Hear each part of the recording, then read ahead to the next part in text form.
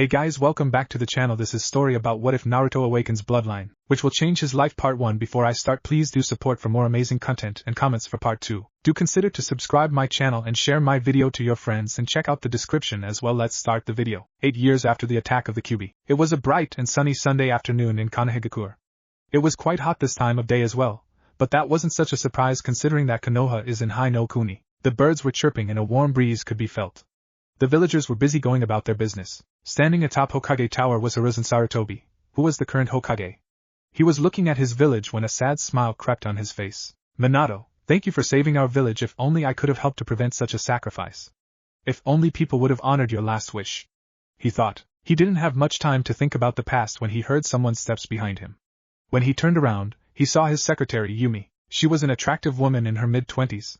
She had shoulder-length brown hair which she kept in a ponytail, and she also had narrow dark purple eyes. She wore a white sleeveless blouse, navy skirt which went to her knees, and pair of simple civilian boots. Hokage-sama, Iruka-san requests an audience with you, she said.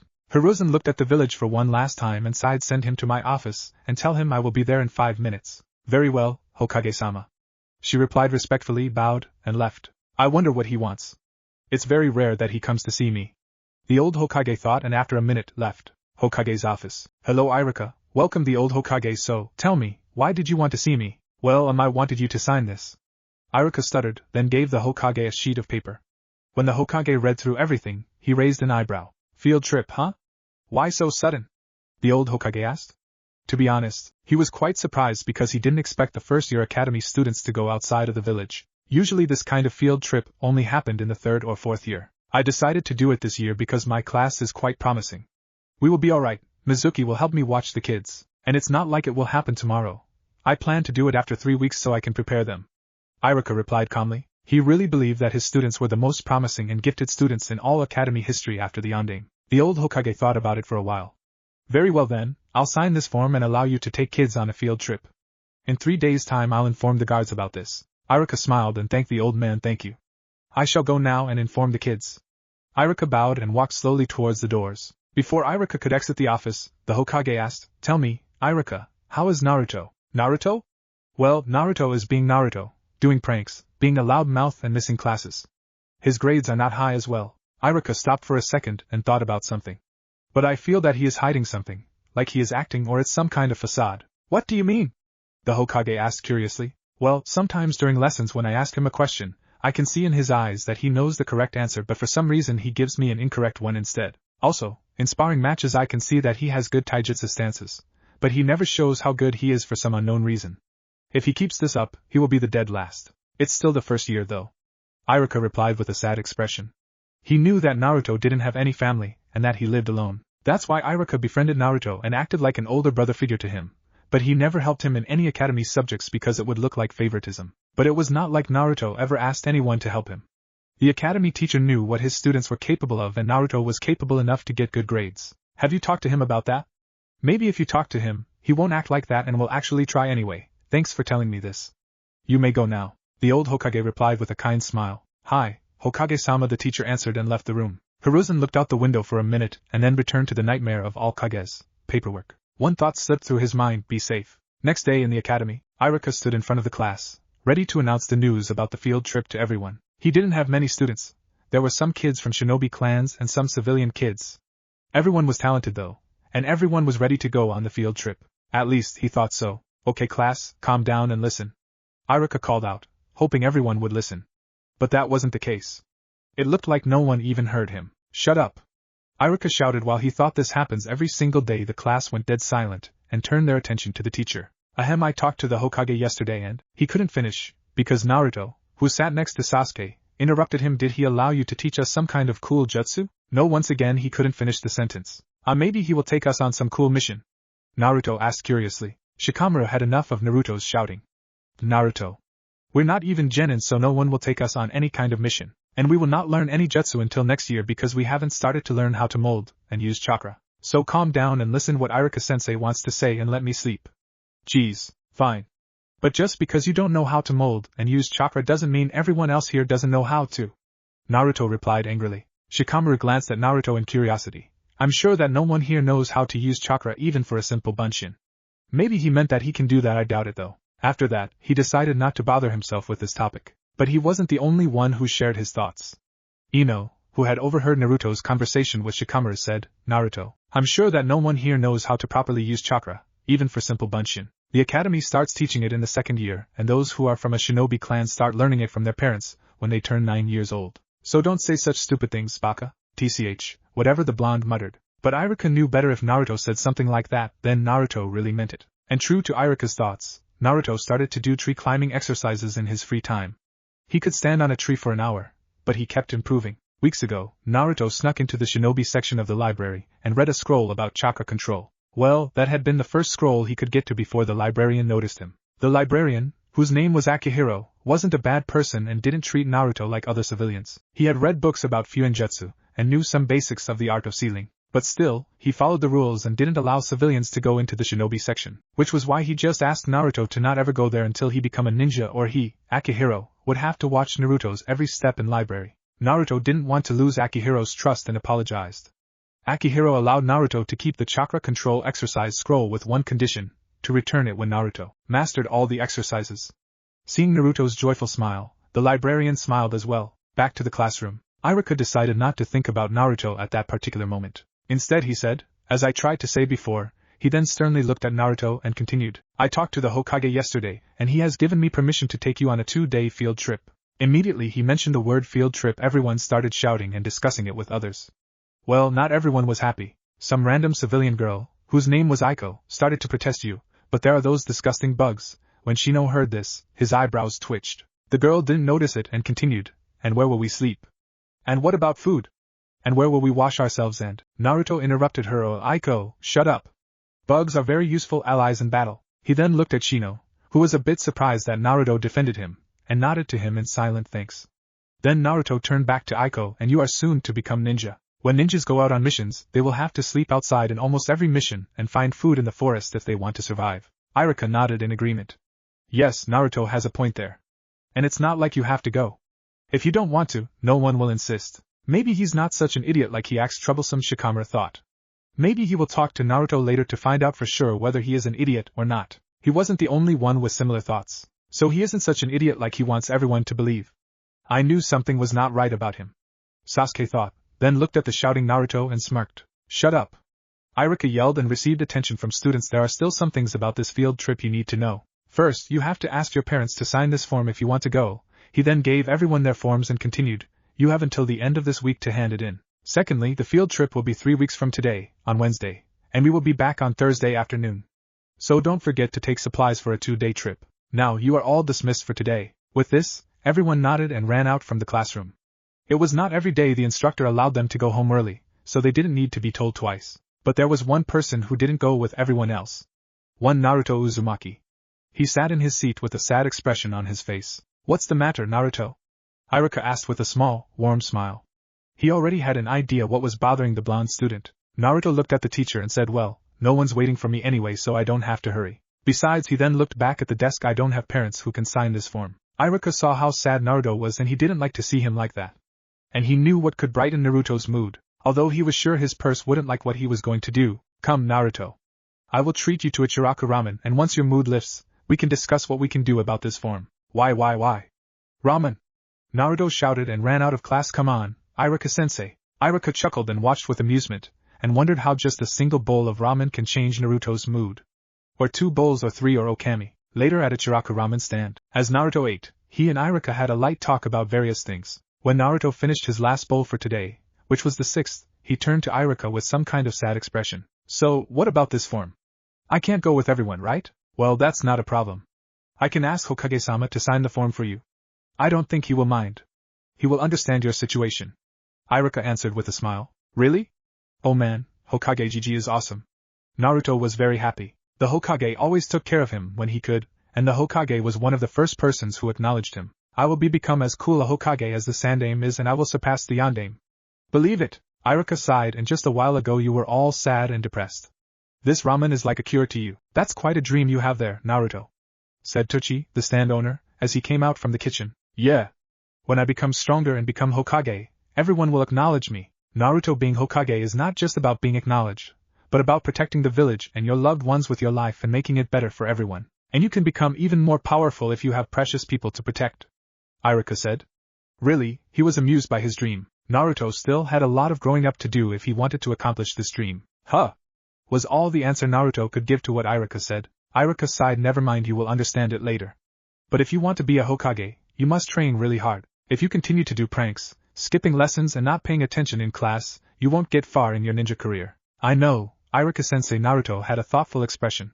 He then decided to ask, is it true that no one in my class can use chakra properly? Yeah, we start to teach kids how to use chakra in the second academy year. Why are you asking? Iruka asked curiously. Well, to tell you the truth, I'm doing chakra control exercises now. I can climb the tree now, but I still need to master it. I can stay on the tree without using arms for 3 minutes. It is not enough in case if I need to fight while using tree climbing, and before I start doing water walking, I need to master tree climbing. But for some reason my chakra control is so poor. Also, the librarian told me to meditate to find out what my chakra flow is, and I found out that my chakra reserves are too big for an academy student. In the beginning, I thought it was normal, but when I read some books, I was quite surprised. For now, I have reserves for an average chunin. I don't know how that's possible, but I'm more than happy for it. Iruka was very surprised. He didn't expect to hear those words from Naruto. To hear that he had been doing tree climbing exercises and was doing very well. He had always thought Naruto was only doing pranks in his free time. Naruto saw the look on Iruka's and grinned. I'm not stupid, Iruka-sensei. Yes, in my free time I do pranks so people would notice me, but I also use my free time to go to library and read some books there. It is very boring, but I have to do it if I want to become a good ninja, right? Naruto, I didn't expect this from you. You surprised me a little bit. Iruka said. Are you sure I surprised only for a little bit? He replied with a wide smile. Okay, you got me. You surprised me a lot. But why do you act like an idiot in class? Iruka knew he asked it in the rough way, but he wanted to just know why Naruto acted that way. Well, most of the things you teach in class I already know from the books. And it's just so fun to prank you and make you angry in the front of whole class. And besides, I don't want to look better than anyone else. I could even become arrogant at the end of the academy if I felt I was better than the rest of the class, he honestly answered. In public he always seems to be dumb and a loudmouth, while in reality he was quite focused and determined. Thank you for your treat, Iruka-sensei, but it's already late. See you tomorrow in academy. Oh, and please don't tell anyone about what we talked about today. Before Iruka could say or ask anything else, Naruto was already gone. Oh well, at least I know he is alright on his own. At least now I know some of the reasons for his acting, if those can be called reasonable.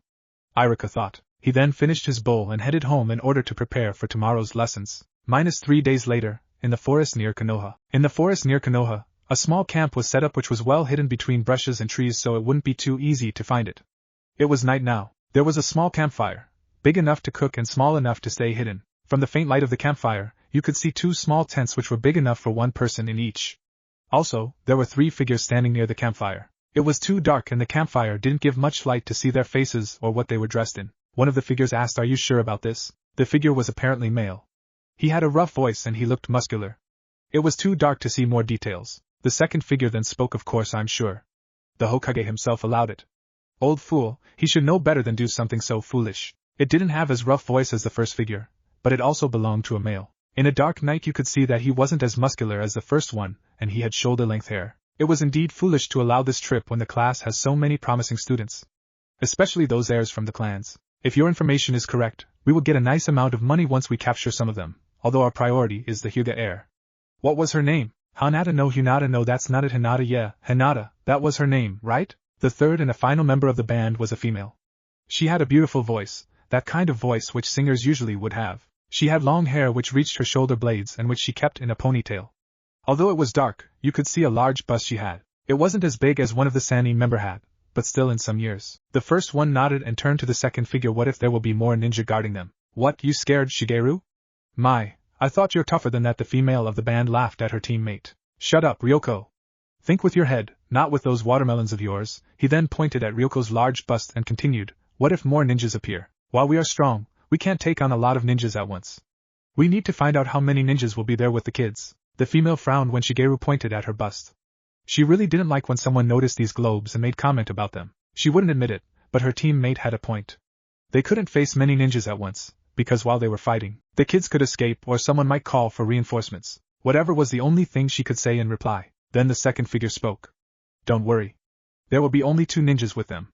One is Iruka Umino, and the second is..." He then grinned evilly. "Well, tell you the truth, the second ninja who will lead them is me." He then took out a map of a nearby area around Konoha and pointed at one place in the forest, near the river. This is where me and Iruka will lead them, you just have to set up the traps here. Once the fighting starts, don't worry. Iruka isn't much of a fighter. Being an academy instructor for so long, he lost some skills over the years. The three then discussed the plan and agreed to it. It looks perfect. And those kids won't fight back. They don't teach them a lot in the first year after all. Shigeru answered, while he held his chin in his palm. Yeah. Well then, you should return to Konoha so no one notices your absence. In the meantime we will rest and prepare for this operation, Ryoko said, and with that she stood up, and gracefully walked to her tent. Very well then, said the second figure, and he too left the scene. While he was heading back to the village, only one thought slipped through his mind. Well, soon enough I will get the Byakugan and hand it over to Orochimaru, who will reward me with that power he promised. And I should also kidnap that demon brat and sell it to another major village. Hee. I will be rich and powerful in no time. With that, he had very malicious smile as he walked towards the village.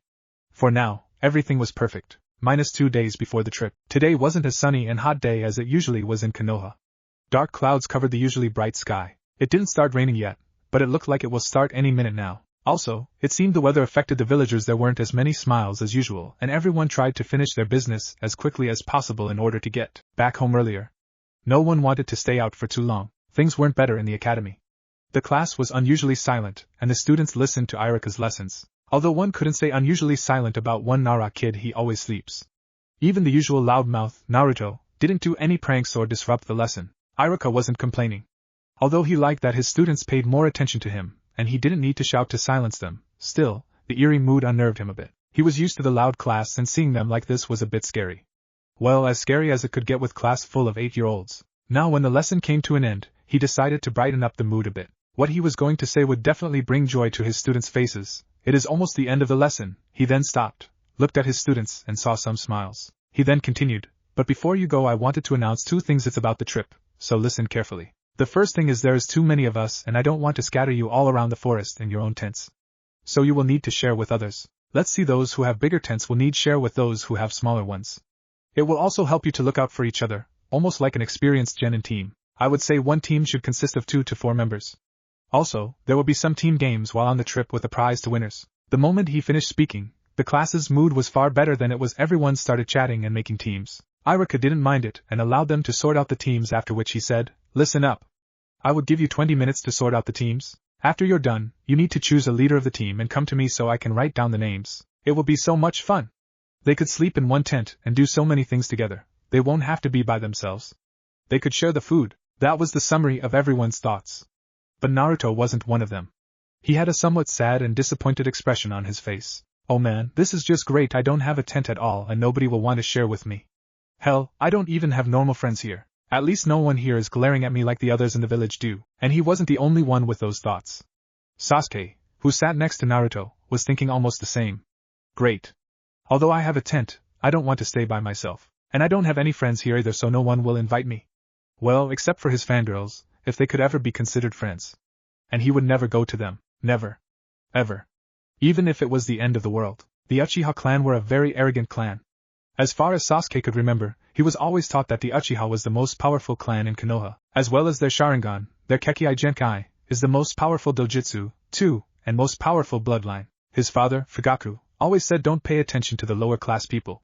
They are not worth our time. We are elite, so we will associate ourselves only with elites. Although he didn't like what he heard, he knew better than to argue with his father, so he just agreed with him. He thought people should treat each other equally, and that kind of attitude will only make enemies. At least he had his brother with him, Itachi, who had the same thoughts as Sasuke. Itachi was a very loving brother, and always helped Sasuke with his training whenever he could. He didn't like his clan either, he actually despised them, although he didn't show it.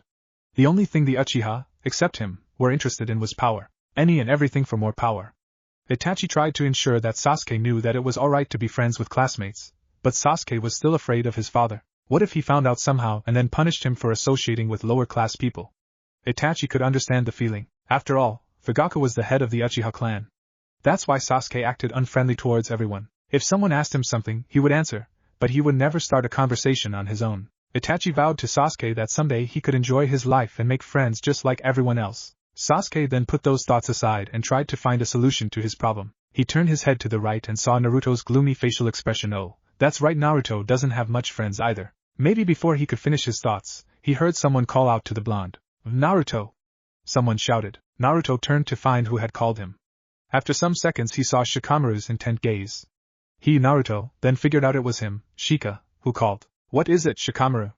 he asked. "Well, me and Choji decided to ask if you would like to be on our team," he simply answered, still looking at Naruto. The blonde was surprised. He didn't expect to actually be invited to a team. He thought he would be left out like he usually was, but Naruto knew better than to blindly trust anyone, even his classmates. His life at the orphanage taught him that. "Why me? I'm sure there are many others who would like to be on your team. Besides, I will just slow you down when we will set up a camp and I probably will embarrass you with my behavior," he replied carefully. Choji, who stayed silent the whole time, finally spoke. "You're not so bad, Naruto. It's actually funny to see all those pranks and your jokes. But, oh, shut up, Naruto. Stop acting.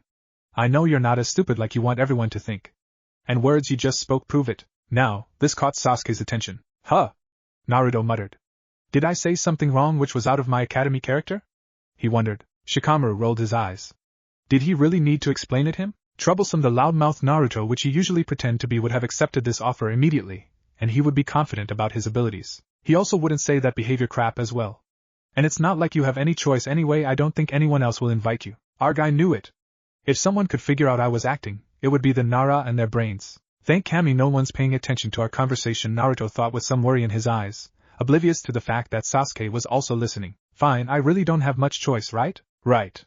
Also, we want you to be our team leader," Choji said. When his ears caught the words "you" and "team leader" in one sentence, he was shocked. He was surprised at first when he was invited to a team, and now said team wants him to be their leader? It was too much for his poor brain. "What? Why me? I'm not sure if I'll be good enough for you guys," he asked with surprise. "So he puts others in first, and doesn't care about himself." Interesting. Shikamaru thought, and then answered.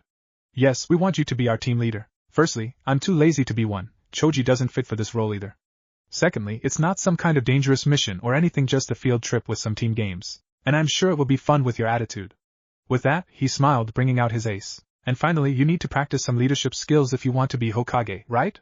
Now Shikamaru was grinning like man. "Checkmate. Ugh, fine. As you said, it's not some kind of mission, so I can do it. Nothing will happen to us anyway. But using my dream against me was unfair." He then looked at the smiling Shikamaru and asked, "But don't say anything to anyone about my acting. Please." He really didn't want to show his true personality to others. He wanted it to be a surprise when they actually became ninja. And although shouting about how he was going to become the strongest Hokage ever was part of his acting, part of his mask, it was also his sincere dream. "Sure. Besides, I would like to know you better. For now you're one big, blonde mystery and I hate mysteries. Want to be our friend?" Shikamaru asked and Choji just nodded, showing that he didn't mind having another friend. Naruto was very happy. Finally, I can have some friends, he thought. For as long as he could remember, for some reason, other kids always stayed away from him and didn't let him play with them. But before he could answer, they heard someone screaming. When they turned their heads to see who screamed, they saw a group of Sasuke's fangirls arguing about something. Then all the girls looked at Sasuke, and to his utter horror, they started to run towards him and shouting, "Sasuke Kun! Join my team! And Sasuke-kun, don't listen to her, join me!" The leader of fangirls was none other than Ino. And right beside her was Sakura, her rival. If there was something Sasuke really didn't like, it was fangirls. Why? First, they only cared about their looks and couldn't make interesting conversation. Secondly, for some unknown reason, they were always shouting. It brought headaches. And Sasuke somehow always knew what they were planning to do. Before the girls could reach Sasuke and claim him, he set his escape plan in motion. "Shikamaru! Can I join your team?" he urgently asked while shedding anime tears. Shikamaru was a bit surprised, because Sasuke had never showed so many emotions: fear, hope and desperation all at the same time. But he understood his situation, he would have done the same thing in his place. "Troublesome?" asked Naruto, "he's team leader." "I don't mind though, I know how dangerous fangirls sometimes are. But my tent is only for 3 people, so somebody will have to bring a bigger one," he answered with small smile. "Don't worry about the tent, I have one big enough for 4 people. Sasuke urgently answered and looked at Naruto with pleading eyes. Naruto wanted to agree, the more the merrier. But at the same, he didn't want to, because as far as he knew, Sasuke wasn't very friendly. But as we all know, he was not the kind of a person who said no if someone needed his help. "Fine, I don't mind. But be friendly at least, and don't ignore us when we speak to you," Naruto answered. Sasuke just nodded. "Maybe now I could make some friends on this trip and my father wouldn't know about it," he thought with a smile. "Thanks guys, you really saved me from those banshees." Right after he finished that sentence, the just mentioned banshees finally reached their Sasuke-kun. Before they could start to shout and scream, Naruto said, "Sorry girls, but Sasuke is already on my team." The girls looked at Naruto with confusion, and one civilian family girl frowned and said, "Oh, please. Who would like to be on your team?" "Ha, even if you could be in a team, no one would allow you to be a team leader." And then she laughed and continued with a sweet voice, "So, Sasuke-kun, would you?" But before she could finish, Sasuke angrily interrupted, "Shut up. It's true, I'm on his team already," and he is the team leader. He really hated when someone sounded superior to someone else. BBBU, but why? Why would you like to be on a team with that D-demon?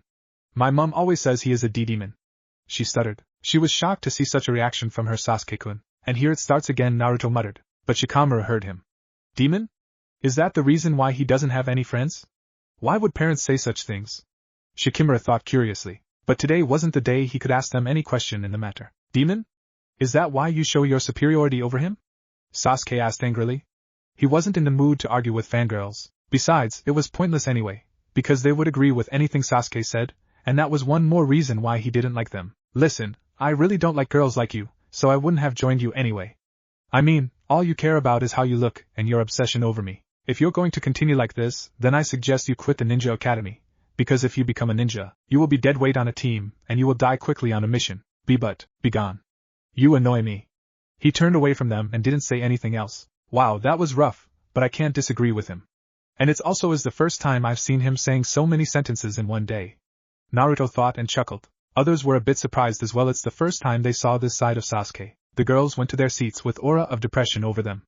They had never expected this reaction from their Sasuke-kun. Just after this little scene was finished, Iruka called the team leaders to write down the names. He was very surprised about Naruto, but at the same time he was happy for him. He deserved to have some friends. "Okay, listen up now. Before you go, there is something else I wanted to announce. Those who are going on the trip don't have to come to the academy tomorrow, in order to prepare. But those who are not going to the trip will have to attend academy tomorrow, Wednesday, and on Thursday." Half of the class was happy and the other half was not happy for obvious reasons. "Why do we have to attend the academy while everyone else is relaxing?" someone asked. "This field trip is not about relaxation. It will be a real field experience for them. Also, they will have lectures too. Me and Mizuki will not be in the academy for the next 3 days, so those of you who are not going on the field trip, listen carefully. Your lessons will be held in room 213. The teacher there already knows about this. Oh, and for those who are going on the trip, don't forget to be here on Wednesday at 9 o'clock a.m., or we will leave without you and you will have to attend the academy. That's all. See you on Wednesday." Class dismissed. As everyone started to head out of the class, Naruto nervously asked his companions, "Hey guys, do you want to meet tomorrow so we could buy supplies for a trip and hang out a bit?" It was the first time in some years he had asked someone to hang out with him. He thought they wouldn't come, but this time, it wasn't the case. "Sure, why not? Tomorrow we don't have academy, so I don't have anything else to do anyway. I could stay home, but my mum would force me to do more troublesome things," Shikamaru answered. "Yeah, why not? I don't have anything to do tomorrow either," Chuji said. Naruto was very happy. For the first time in his life, someone accepted his invitation. He then turned to look at Sasuke and asked him, "What about you, Sasuke? Wanna come?" Sasuke looked at Naruto, but then turned away so no one could see his sad expression. "Sorry, but I can't. My father will need my help tomorrow in some matters." He lied sadly. His father didn't need any help. Ever. He just wouldn't be allowed to hang out with low-class people. And the only clan they didn't consider low-class was the Hyuga clan. But the Uchiha hated the Hyuga clan more than anything, because the Hyuga were their so-called eternal rivals or something. Naruto and Shikamaru noticed the scowl on Sasuke's face when he mentioned his father, and decided not to push the matter. "Okay then. Let's meet tomorrow in the nearby park at 11 o'clock a.m. See ya, guys," Naruto said happily and went home. "Yeah, bye." Choji and Shikamaru answered and went in the other direction. Same day, Uchiha compound. "What do you mean you're on a team in this field trip?" Fugaku, Sasuke's father, asked his son after hearing about everything Iruka had said. Fugaku had long, dark brown hair that reached down to his shoulders and onyx-colored eyes, with visible creases below them, like Itachi has. He wore a black shirt with the Uchiha symbol on the shoulders, gray pants and a black, open front apron with white diamonds on the bottom. Sasuke sighed and answered calmly. "Father, please answer me, who is better? A group of civilian fangirls or a group of kids from ninja families? Why are you asking?" "Of course those from ninja families. Fangirls are a pitiful excuse for female ninja. I bet they don't even know what a kunai is." "There you go, father. When I saw a group of fangirls heading in my direction, I demanded to be part of the most promising team." Sasuke calmly answered. "You demanded to be part of the most promising? Heh, I like that, son. Remember to show your team how grateful they should be that you're with them." Dismissed. "Very well, father," Sasuke said and left the room. "That went better than I imagined. Thank Kami he didn't ask who is on this team. I can't believe he is my father. If only mother was here." Sasuke sadly thought. He then remembered the day he saw his mother for the last time. Flashback 3 years ago. Be a good boy and listen to your brother. Here, take this lunchbox and share it with Itachi. Mikoto said while giving young Sasuke his lunchbox. Mikoto was a fair-skinned woman with long, black hair with bangs hanging on either side of her face to roughly frame her cheeks and black eyes. She wore a simple dark purple blouse with a red plum skirt and a light yellow apron over it. Sasuke took the lunchbox and said, "Thanks, Ka-san. When will you return from your mission?" "I don't know. Maybe after 2 days, maybe after 4 days. It depends on many circumstances," she answered. "Okay then. Love you, Ka-san." Love you too, sweetheart," she said with sweet voice and kissed her son on forehead, after which Sasuke and Itachi went outside. After 3 days, it was late evening. After some light training, Sasuke and Itachi returned home. There, they saw a crowd of people talking to their father. It didn't look like anything important to them, so they just ignored the crowd and walked to their rooms. After a quick shower, Sasuke heard his father calling for him and his brother. He quickly dried himself, changed clothes and headed to the kitchen. When he arrived in the kitchen, he sat next to Itachi. In front of him sat Fugaku. Sasuke wondered where his mother was. Sasuke Itachi Fugaku started the conversation with an emotionless face. "Where is mother? Did something happen to her?" Itachi asked, worry in his eyes. "Your mother is dead." Fugaku answered without any sadness in his eyes, but he sounded sad. "What? No. It can't be true. You're lying," Sasuke shouted, tears forming in his eyes. "I'm sorry, but it is true. We found her dead this morning with a kunai stabbed into her heart. After we found her, we returned to the village. We presume she was killed during her night watch by enemy ninja." "No, it can't be true," Sasuke quietly said, his eyes full of tears. Itachi wasn't faring any better. He had tears in his eyes, though not as much as Sasuke had. He could control his emotions better. Mother, Itachi thought, remembering all their happy times together. But then he realized something is not right here. Even if one squad member was killed while on a mission, they wouldn't abandon the whole mission. They would have sealed the body in a scroll or waited for reinforcements to take body, and then continue with their mission, he thought, but he decided not to speak his concerns. He will do his own investigation later. In 2 days' time there will be funeral for her. Please be ready. With that, Fugaku stood up and left the kitchen, leaving his 2 sons to mourn their mother's death. Flashback end. A single tear fell from Sasuke's eyes when he remembered the painful memory. "No, my mother wouldn't want me to cry. She wouldn't like me to mourn forever," Sasuke thought and wiped away the tear and headed to his room to get some sleep. Next day. The next day was much warmer and brighter than the previous one.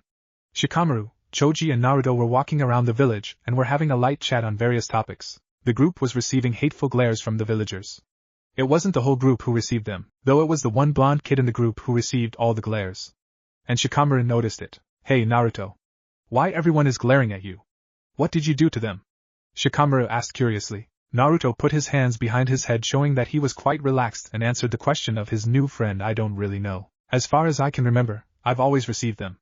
I'm used to them now." "Strange. If you didn't do anything, why would they look at you like that?" Choji asked while munching his crisps. "Is it about the demon thing that other girl talked about yesterday? I will need to ask Dad later," Shikamaru thought. As they continued to wander around the village and continued their chit-chat, they decided to buy some supplies for tomorrow's trip. Now they stood in front of a grocery store and were ready to head in when Naruto stopped them. "You guys go ahead and buy the stuff we about discussed before. I'll wait for you here." Naruto. Don't you want to come in with us?" Choji asked and gave Naruto a confused look. "Well, I want to go, but they will just throw me out. And if we will go to shops where I'm allowed in, they will just overprice everything for me. They say it's some kind of tax, but I don't quite believe them. But there's nothing I can do about it," Naruto answered without a care in the world. "What?" both Choji and Shikamaru asked. They were completely shocked after hearing that. "But how do you live? I mean, do you have enough money to feed yourself?" Choji asked. He couldn't help but to be a bit worried for his new friend. "Hokage always gives me a monthly allowance. When I receive the money, I carefully plan on what I'm buying so I could survive the month." "You don't have any parents, right?" Shikamaru asked. After he received a nod from Naruto, he continued, "Why aren't you in the orphanage then?" Naruto didn't want to tell them, but they were his new friends after all. And it looked they were worried about him.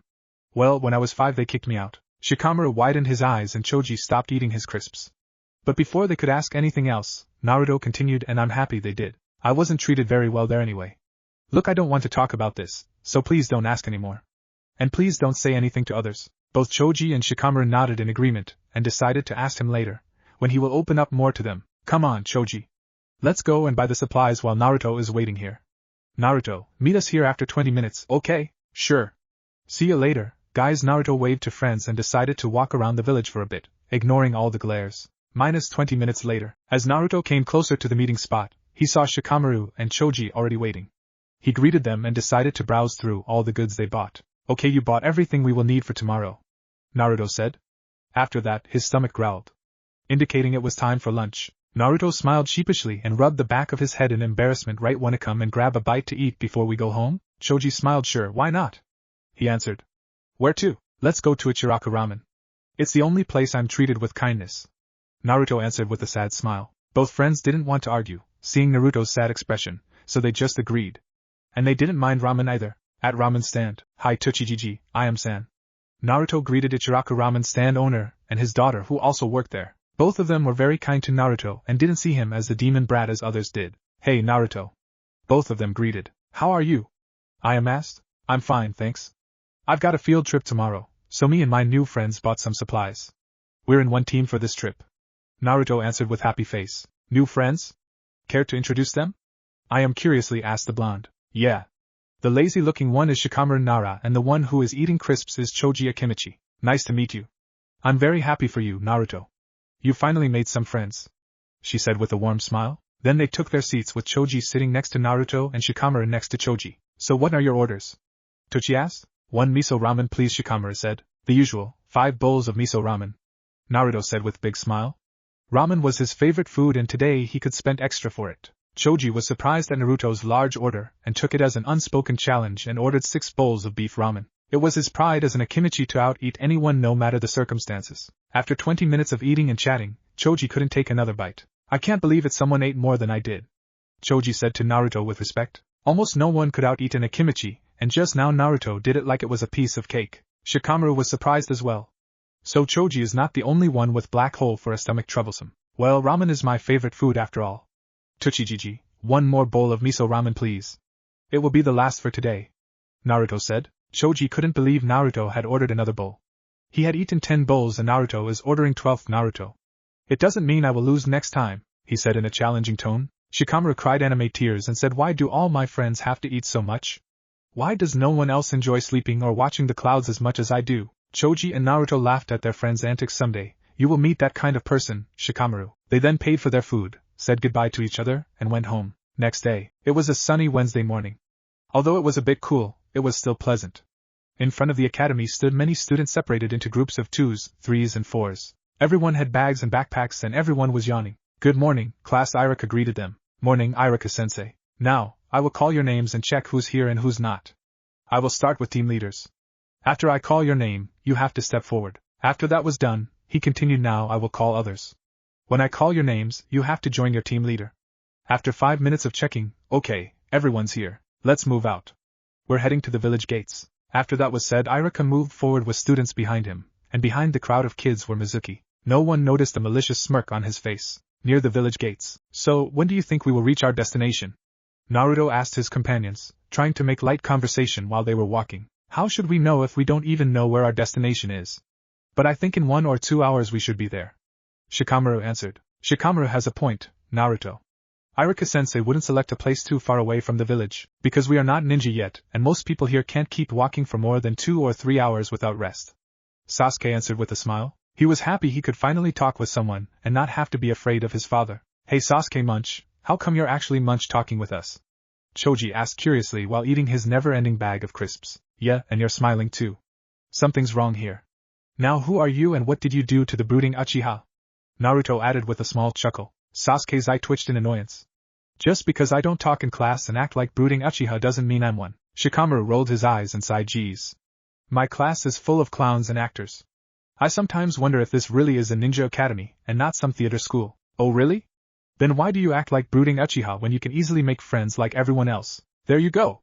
Naruto laughed. What about you? I'm sure if you didn't act like an idiot, you could make friends as well, Sasuke answered with a victorious grin as he saw how it silenced Naruto. But he failed to notice the sad expression on his face. It didn't go unnoticed by Shikamaru and Choji. Shut up, idiot! Shikamaru whispered so Naruto couldn't hear him. When he saw Sasuke's confusion, he decided to elaborate. Do you remember what that girl said to him yesterday in class? After getting a nod from Sasuke, he continued, then it shouldn't be that hard to realize why exactly he didn't have friends. For some reason, parents tell their children to stay away him. After hearing that, Sasuke's eyes narrowed. He then whispered back to him, I thought it was the way she showed her superiority over Naruto. Choji shook his head. No, Munch, he told us yesterday. Munch, he was treated that way, Munch, ever since he can remember, Munch. But Munch doesn't know why. Yeah. And we saw how villagers were glaring at him yesterday when we met up. Why would anyone do that to him? Sasuke asked. Shikamaru shrugged. No one knows. But this topic is a bit painful for that troublesome blonde. When Sasuke looked at said blonde's face, he saw an expression of pain and sadness. Almost the same expression Sasuke sometimes sees in a mirror. He then realized Naruto had it worse than he did. Naruto, oblivious, as always, to the whispering, decided not to think about his past and changed the topic. Hey, guys, wanna pull some pranks on Sensei or the other kids? He asked while grinning like mad. Sasuke smirked and was relieved at Naruto's sudden change of mood. Shikamaru and Choji just smirked, showing they agreed with him. Unknown to them all, even for the two Chunin, they were followed and watched. They were followed by a man wearing a weasel mask, indicating he was an ANBU member. He was none other than Itachi Uchiha. He wore black pants, short-sleeved shirt and gray chest armor, metal arm guards and gloves. He also had a simple sword on his back. He was happy seeing his brother laughing with his classmates. Sasuke would have been able to do that long ago if it weren't for their father. Just thinking about their father made Itachi frown. He then remembered why he was there. Flashback. One day before the trip. You summoned me, Hokage-sama? Itachi asked the leader of their village. Hiruzen looked at Itachi with tiredness present in his eyes. He then poofed out a cloud of smoke from his pipe and answered, Yes, Itachi. I have a special mission for you. Well, it's more of a request than a mission. Itachi raised an eyebrow, curious at what the Hokage would ask of him. And what would it be? As you may know, the kids in the academy have a field trip. When he received a nod from Itachi, he continued, I want to ask you if you could keep an eye on them until the trip ends. Now Itachi was curious why the Hokage would request such a task. After all, there would be two Chunin with the kids. But why, Hokage-sama? From what I've heard, this trip is not far from the village, and there would be two Chunin with the kids. Why should an ANB watch them? You have a point there, Itachi, but my intuition tells me something is going to happen. Maybe I'm just being paranoid. 8-year-old kids outside the village, and most of them are clan heirs. A lot can happen. He poofed another cloud of smoke. Still, I can't get rid from this feeling. That's why I want to give them some extra protection. Just in case if something happens, Hokage answered. I see. Very well, I accept your request. It will also be interesting to see how my brother interacts with others. Itachi said with a small smile. He really wanted to see if Sasuke could still make friends after so much time without normal socializing. Thank you. Make sure to stay hidden also. Do not interfere unless it's a life and death situation. I feel something's going to change in this trip. Something very important is going to happen. What do you mean, Hokage-sama? I do not know, Itachi. Interfere only if it is life and death situation, understood? The old Hokage ordered with power behind his words, showing why he was still the village leader. Despite Hokage's tone though, it didn't affect the young Uchiha genius. He was a professional and only few things could scare him. Hi, Hokage-sama. I will leave now and prepare for the 2-day trip. When Itachi received a nod from his leader, he left, still wondering what old Sarutobi meant. I still can't shake this feeling, the Hokage thought. And when he saw a pile of papers in front of him, he frowned. If this paperwork will kill me one day. Flashback end. I still can't see what can go wrong here. But if Hokage-sama is right, then I better keep my eye on them. Itachi then focused on his mission, if this could be called a mission for an ANBU captain, and continued to watch the kids while he was trying to keep hidden. Well, he didn't need to try. After all, they were only a bunch of kids and two Chunin. Back with the kids. An hour and a half had passed since they left the village. Now the kids and the two teachers were standing in a nice forest clearing surrounded by trees which was lit by sunlight. The shadows from the trees gave a mysterious and beautiful sight. One could hear various birds chirping and singing from the trees as well. You could even hear the bubbling of a stream or a small river nearby. The water gave off a nice and fresh smell in the clearing, while the sound of the rushing water also gave off a relaxing sensation. If one looked closely, one could also spot some forest animals between the bushes, rabbits, small foxes, squirrels and many more wildlife. The kids widened their eyes when they saw the beautiful clearing, smelled the fresh air and saw the wild animals. Never in their lives had they seen something so beautiful, not even in Konoha. They were happy they went on this trip. The kids hope this will be the place they will stay. Perfect spot, Iruka thought, with a large smile while breathing the fresh forest air, free from village's various scents. Okay, listen up. We'll make our camp here. I want each team to set up their tents in 30 minutes. Make sure you're not very far away from other teams. Then we will have a 1-hour break, where we will eat and relax. Then for 3 hours you will have a lecture with me and Mizuki-sensei here and some light activities. After that, we will have our first team game. Is that clear? Hi, sensei. Everyone said in unison. Iruka smiled and continued, do not wander too far away from the camp or you will have to spend the rest of the trip near me.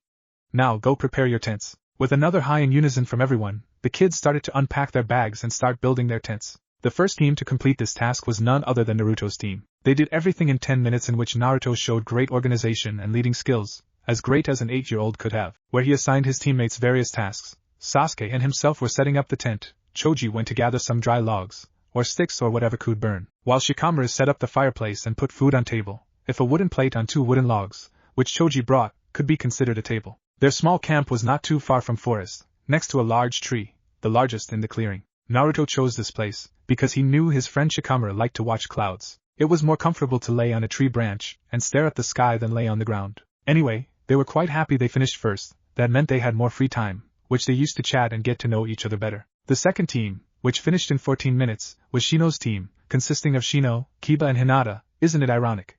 They were not far from Naruto's team. Kiba took care of finding something to burn, seeing he had the most energy. Shino was setting up the tent, while Hinata was busy doing her magic near the fireplace and preparing the food. After everything was done, they decided to explore the beautiful clearing. Shino was interested in bugs, obviously.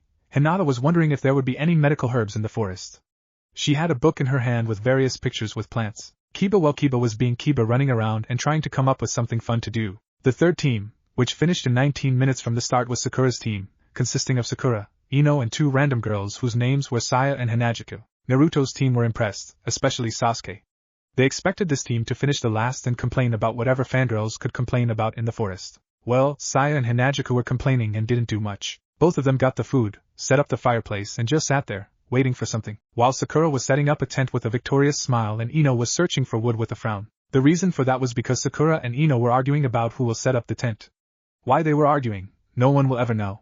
But it seemed Sakura won. Now both girls were searching for Sasuke-kun to spend more time with him, to Sasuke's horror, while the other 2 were just sitting near fireplace and waiting for something to happen.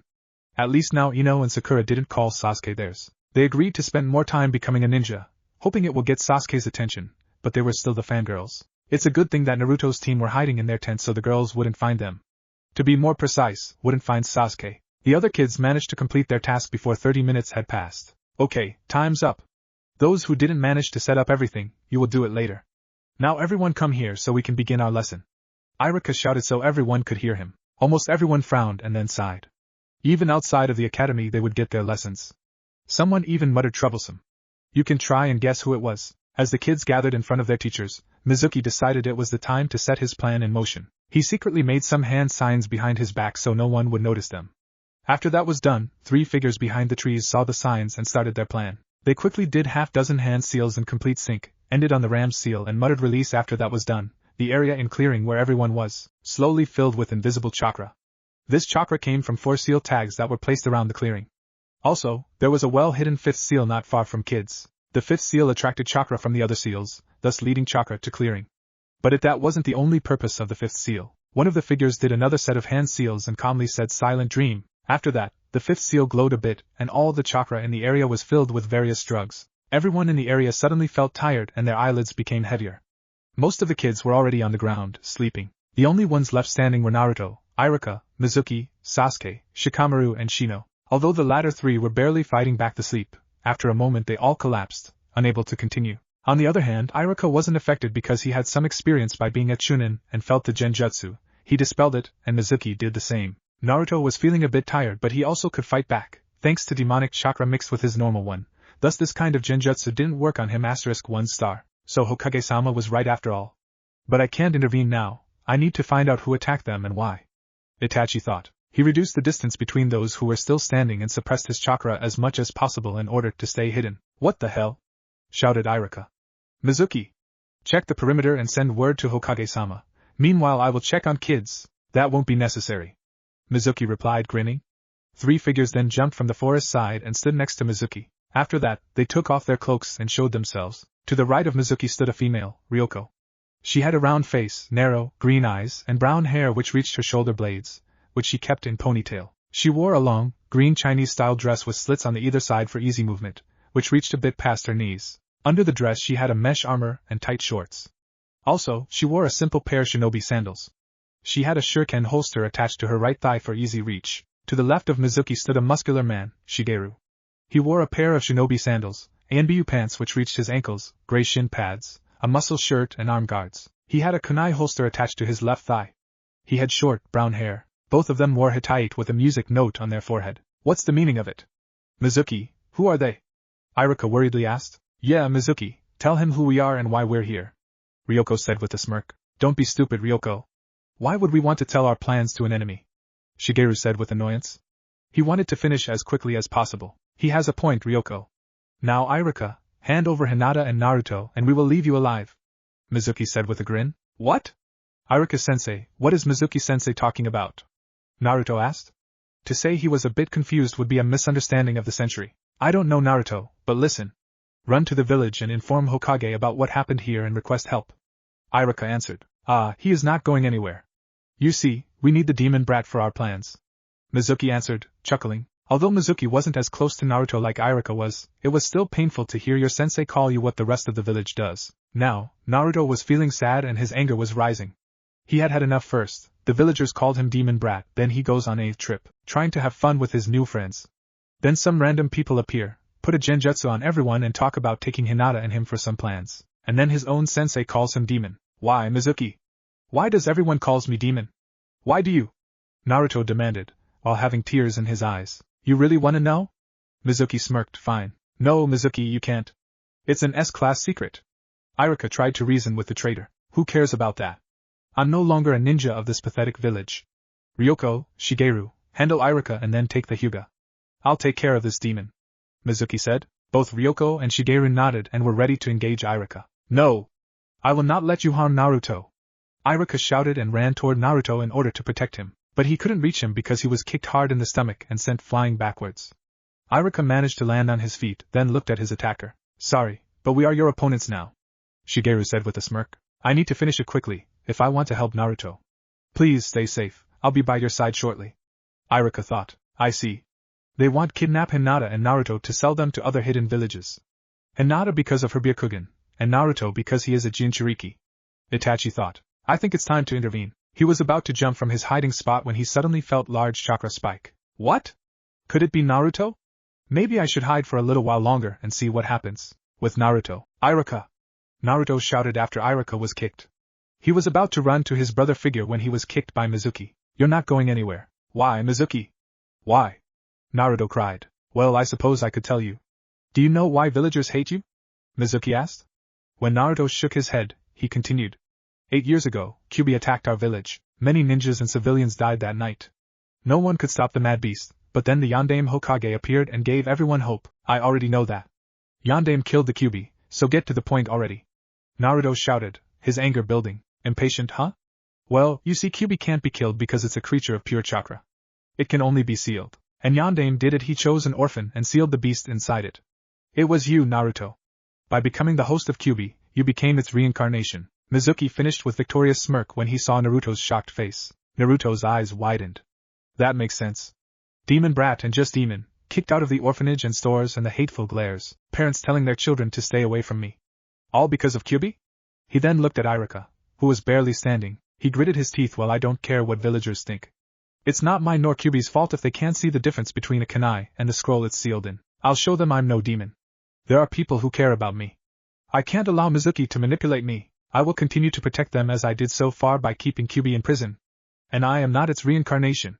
Then he remembered something what Iruka once told him. Flashback. Naruto being Hokage is not just about being acknowledged, but about protecting the village and your loved ones with your life and making life better for everyone. And you can become even more powerful if you have precious people to protect. Iruka said with a warm smile. Flashback end. Do you want to protect them? Someone asked.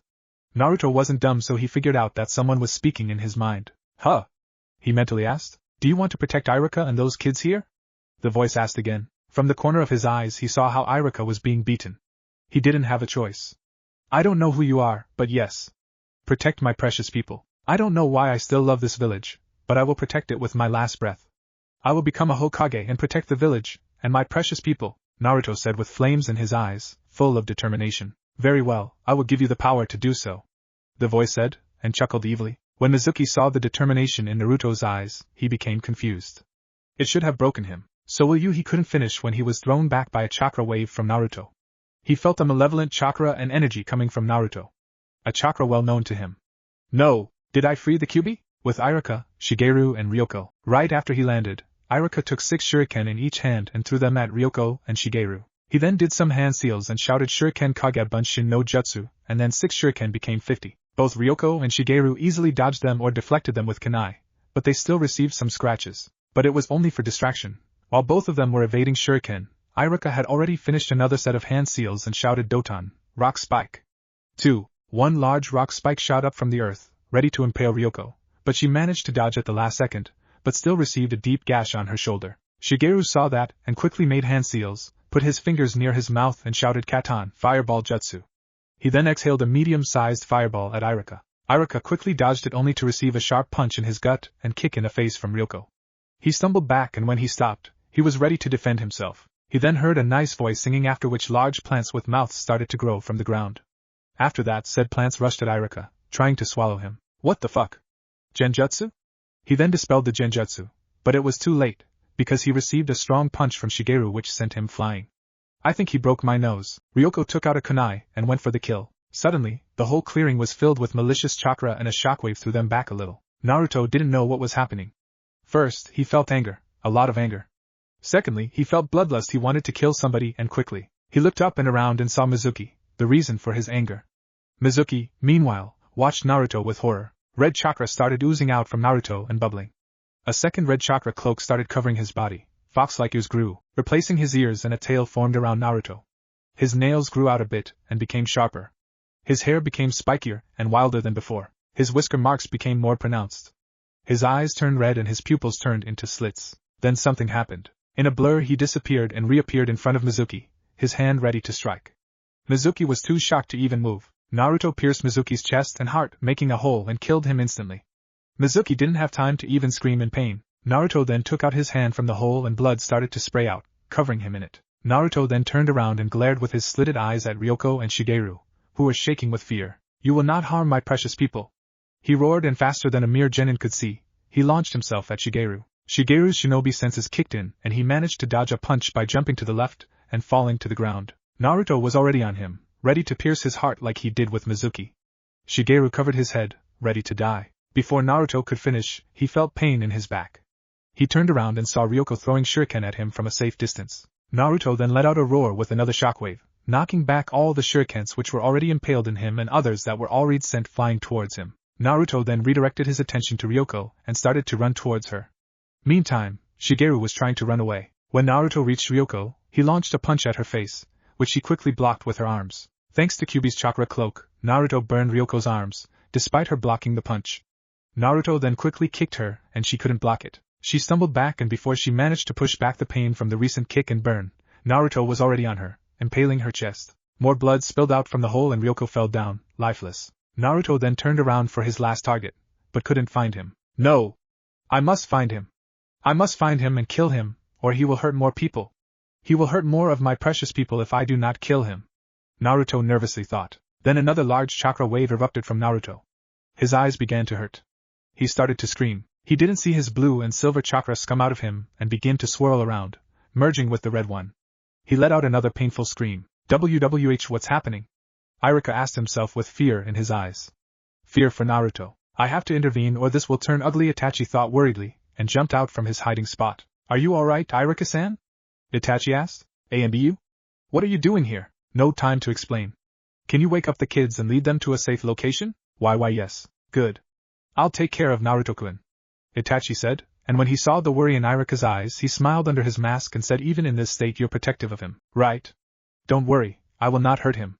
I will just try to suppress the demon's chakra. Little did he know what was happening in Naruto's mind. Mindscape. It looked like some kind of sewer or underground bunker with various tunnels and pipes along the wall and ceiling. There was also water which could reach a human's ankle. In front were large cage-like doors with a simple paper, with the word seal in kanji instead of a keyhole. Behind the cage sat the nine-tailed fox, who was grinning like mad, enjoying the feeling of killing. It *3 couldn't see, smell or feel anything outside of the cage because of the seal, but its chakra cloak on Naruto was allowing him to feel the outside world, even if it was for a little while. So Kyuubi was laying there, enjoying the sensations, when suddenly blue and silver energy erupted at the end of the tunnel and rapidly went for a cage. Kyuubi saw that and started to feel a bit worried. The silver chakra felt familiar though, but it couldn't remember why. What the hell is happening? What is this chakra? He thought angrily. While the blue and silver chakra was heading towards the cage, both energies started to merge together. After a second, the two chakras became one. It became silver with a blue tint to it. When the chakra reached the cage, it suddenly stopped and started to form a figure. After some seconds, a tall, human figure stood in front of the cage. It looked like he was made of silver and blue flames. And it seemed like the figure was looking directly at the Kyuubi. Before Kyuubi could say anything, the chakra figure opened its eyes. Well, to be more precise, those eyes just appeared on the figure. But what shocked Kyuubi the most was what those eyes looked like. A ripple-like pattern around the pupil, with a light purple iris and sclera. Something felt very familiar about it. What the fuck? Who the hell are you and what are you doing here? Kyuubi roared, demanding answers. You will get your answers. But it is time to cure your unstable mind and bring you back. Also, it's time for him to awaken. The figure answered with a powerful yet calm voice. With that, he exploded and once again turned into a sea of silver chakra and tried to enclose Kyuubi. Kyuubi fought back by producing as much chakra as possible, but because of the seal, it was limited in how much chakra it could create. Within a minute of chakra fighting, the silver one won and enclosed the Kyuubi. A Kyuubi was completely inside a large, filled-in, silver chakra dome. After a minute, the silver chakra started to sink into the Kyuubi. Kyuubi let out a sharp roar of pain and tried to push back the silver chakra as much as possible, but to no avail. For a quick second, its eyes turned completely purple and then changed back. Now Kyuubi was radiating a orangish chakra. As quickly as everything started, it ended. Kyuubi panted heavily, exhausted. I now remember everything. Oh Kami, what have I done? I need to speak to the kid as soon as possible. Thank Kami I was sealed inside him, or I would have never returned. So he is the one? So you were right after all, Dad? Kyuubi thought while smiling. It wasn't one of those maniac grins, it was a sincere, warm smile. Something one would never expect from the king of demons. I still have some chakra left, so use it well and kill that bastard who dared to take away your precious people. Kit. As the battle in the mindscape finished up, Naruto's chakra cloak became bright orange. Instead of crimson red, it also looked much calmer. Naruto didn't feel any negative emotions anymore. Instead he felt peaceful, like he finally found something he had been searching for. For ages he felt like he was in a sanctuary now. Also, he was radiating the same calm aura, chakra, sensation, call it whatever you like, all across the clearing. This chakra was also affecting everyone unconscious. Slowly, very slowly, the genjutsu, which was cast on the kids, began dispelling. Then he opened his eyes. He was surprised. He could see so much further now and so much clearer. He could see various chakra signatures which nearby people radiated. He didn't know it, but his eyes had changed. His bright blue eyes had been replaced by a ripple-like pattern around the blue pupil, with a yellow iris and purple sclera. Around his pupils were two thin slits, like the Sharingan Tomo, *4*. He looked around and saw Shigeru running away. Unconsciously, he focused on the retreating figure and channeled chakra to his right eye. Unknown to him, the two slits in his right eye started to spin. After a second, he saw a kanji 4 mark appear on man's back. The kanji glowed a bit. Now, somehow, Naruto knew just how far Shigeru was. Naruto then ran towards Shigeru at incredible speeds, reaching him in 5 seconds. Before Shigeru could react, he was impaled through his chest from behind. The last thing he saw was a bloody hand sticking out from his chest, blood dripping on ground. He then fell to the ground, lifeless. After that was done, Naruto returned to Iruka. He stiffened when he saw a man near him, but relaxed when he realized it was Konoha Anbu. Iruka-sensei, are you alright? Naruto asked. Both Itachi and Iruka stared at Naruto in awe and shock. All because of his chakra cloak, which radiated calmness, instead of malicious bloodlust, and was bright orange instead of crimson red. Shock because of his eyes. Our Rinnegan. Itachi stuttered in his mind. Impossible. He has the legendary Dojutsu? But it doesn't look like legends described. It should have been with a light purple iris and sclera and black pupil. Maybe it's evolved? Maybe that's what Hokage-sama meant, he thought with awe. Iruka had the same thoughts, but then he remembered his student asked him a question. Why yeah, Naruto? I'm fine, thanks. You saved me here. Iruka-sensei, do you hate me? I mean because of Kyuubi? Naruto asked with worry. No. Of course I don't hate you. You're like a little brother to me.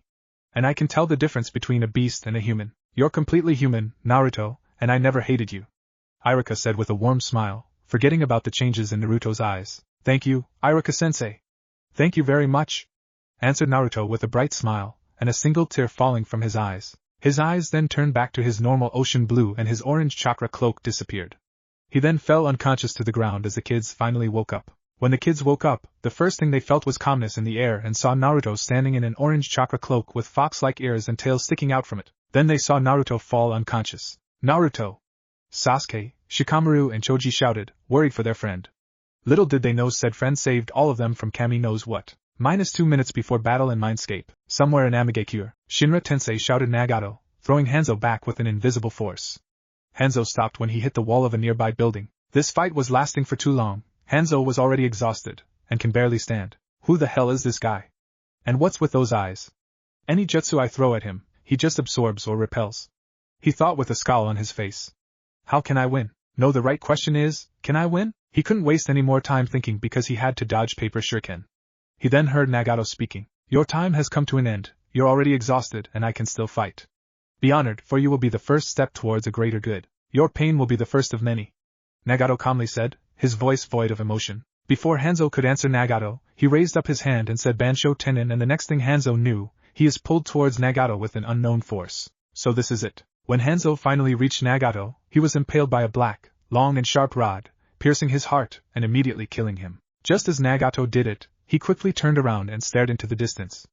Unknown to him, he was staring directly at Naruto as he awakened his Rinnegan. A woman with blue hair and a paper flower in it approached Nagato and asked, is something wrong? Nagato didn't answer for a minute, still staring. He then turned his eyes to Konan and said, nothing. I just felt something familiar. Let's go. We have to deal with those who were loyal to Hanzo. When that is done, I shall become a god and you will be my angel. Yes, Nagato. From this moment onward my name is Pain. With that, both figures walked deeper in the town, killing everyone in their path who were still loyal to Hanzo. Soon, I shall bring peace to this tainted world, because I was chosen to do so. Drip, drip, drip, was the only thing Naruto heard when he woke up. He looked around and tried to figure out where he was. It looked like some kind of sewer or underground bunker with pipes running along the walls and ceiling. The place looked creepy. Where the hell am I? Naruto asked himself. He tried to remember what happened and how he ended up here. Slowly, his memories came back to him. Oh, that's right. Mizuki and those two attacked us, then someone spoke to me, then I felt some kind of power, and then Naruto gasped, oh no, I killed them. All of them. What have I done? Am I really a demon like everyone talks about?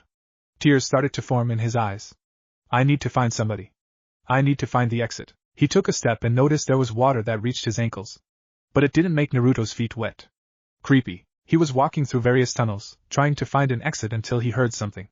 It sounded like breathing and snorting. Being a curious kid, Naruto walked towards the noise's direction.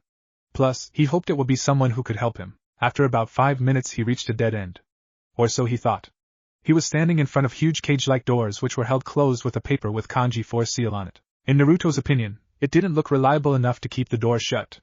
And he couldn't see what was inside the cage, because it was pitch black in there. But the breathing was louder than 5 minutes ago. Then, before Naruto could go into the cage, 2 large, red eyes with black slits snapped open. As the eyes opened, a bit of light came into the cage, revealing a huge fox laying inside. But what caught Naruto's attention were the 9 tails which was calmly swinging behind the fox. Naruto let out a scream, and backed away from the cage.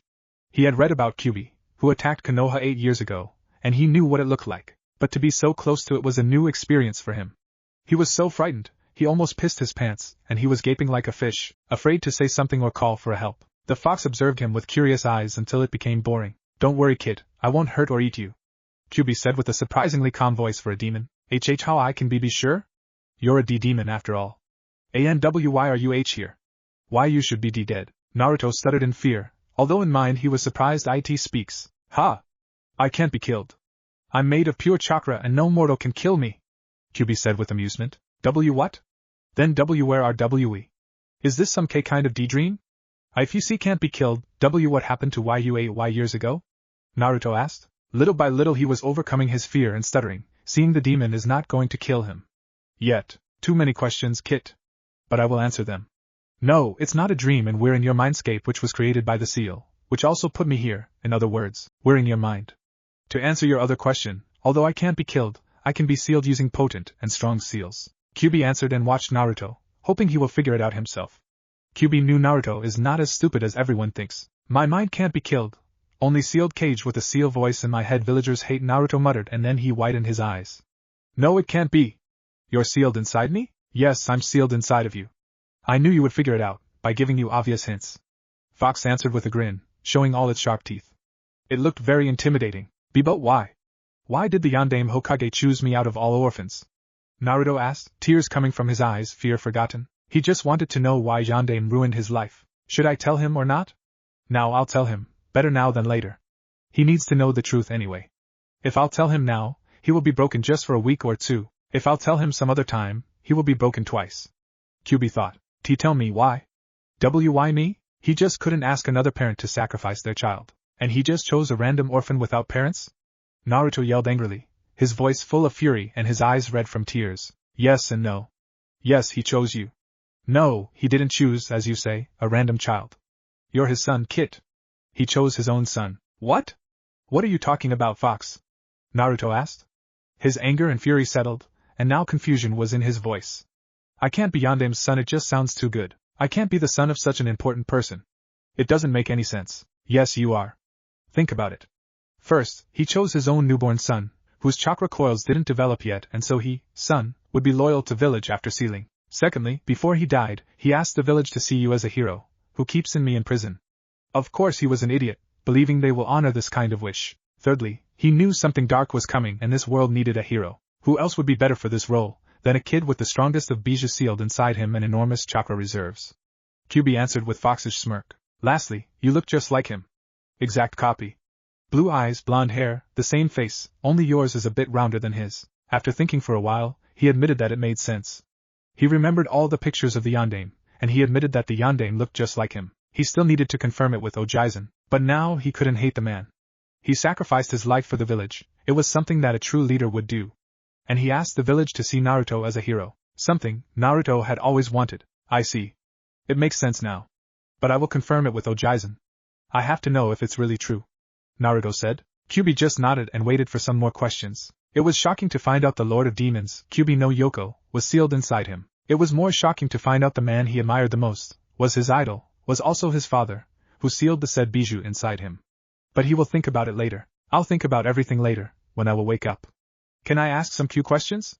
Naruto asked. Every time he looked at Demon's eyes he stuttered. Kyuubi smiled or grinned. Depends from which point of view one saw. Of course, Kit. We still have some time until you will wake up. Alright.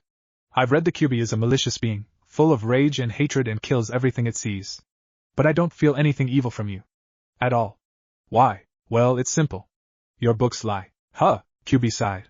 When I was created, along with 8 other bijou, I was an intelligent creature. Our creator gave us a task and we were scattered about the elemental nations. Slowly, after thousands of years, the other bijou went berserk because of the long time in the living world or because of unknown conditions. Bijou are not stable creatures. I too was losing my mind. But then something happened and my mind was healed.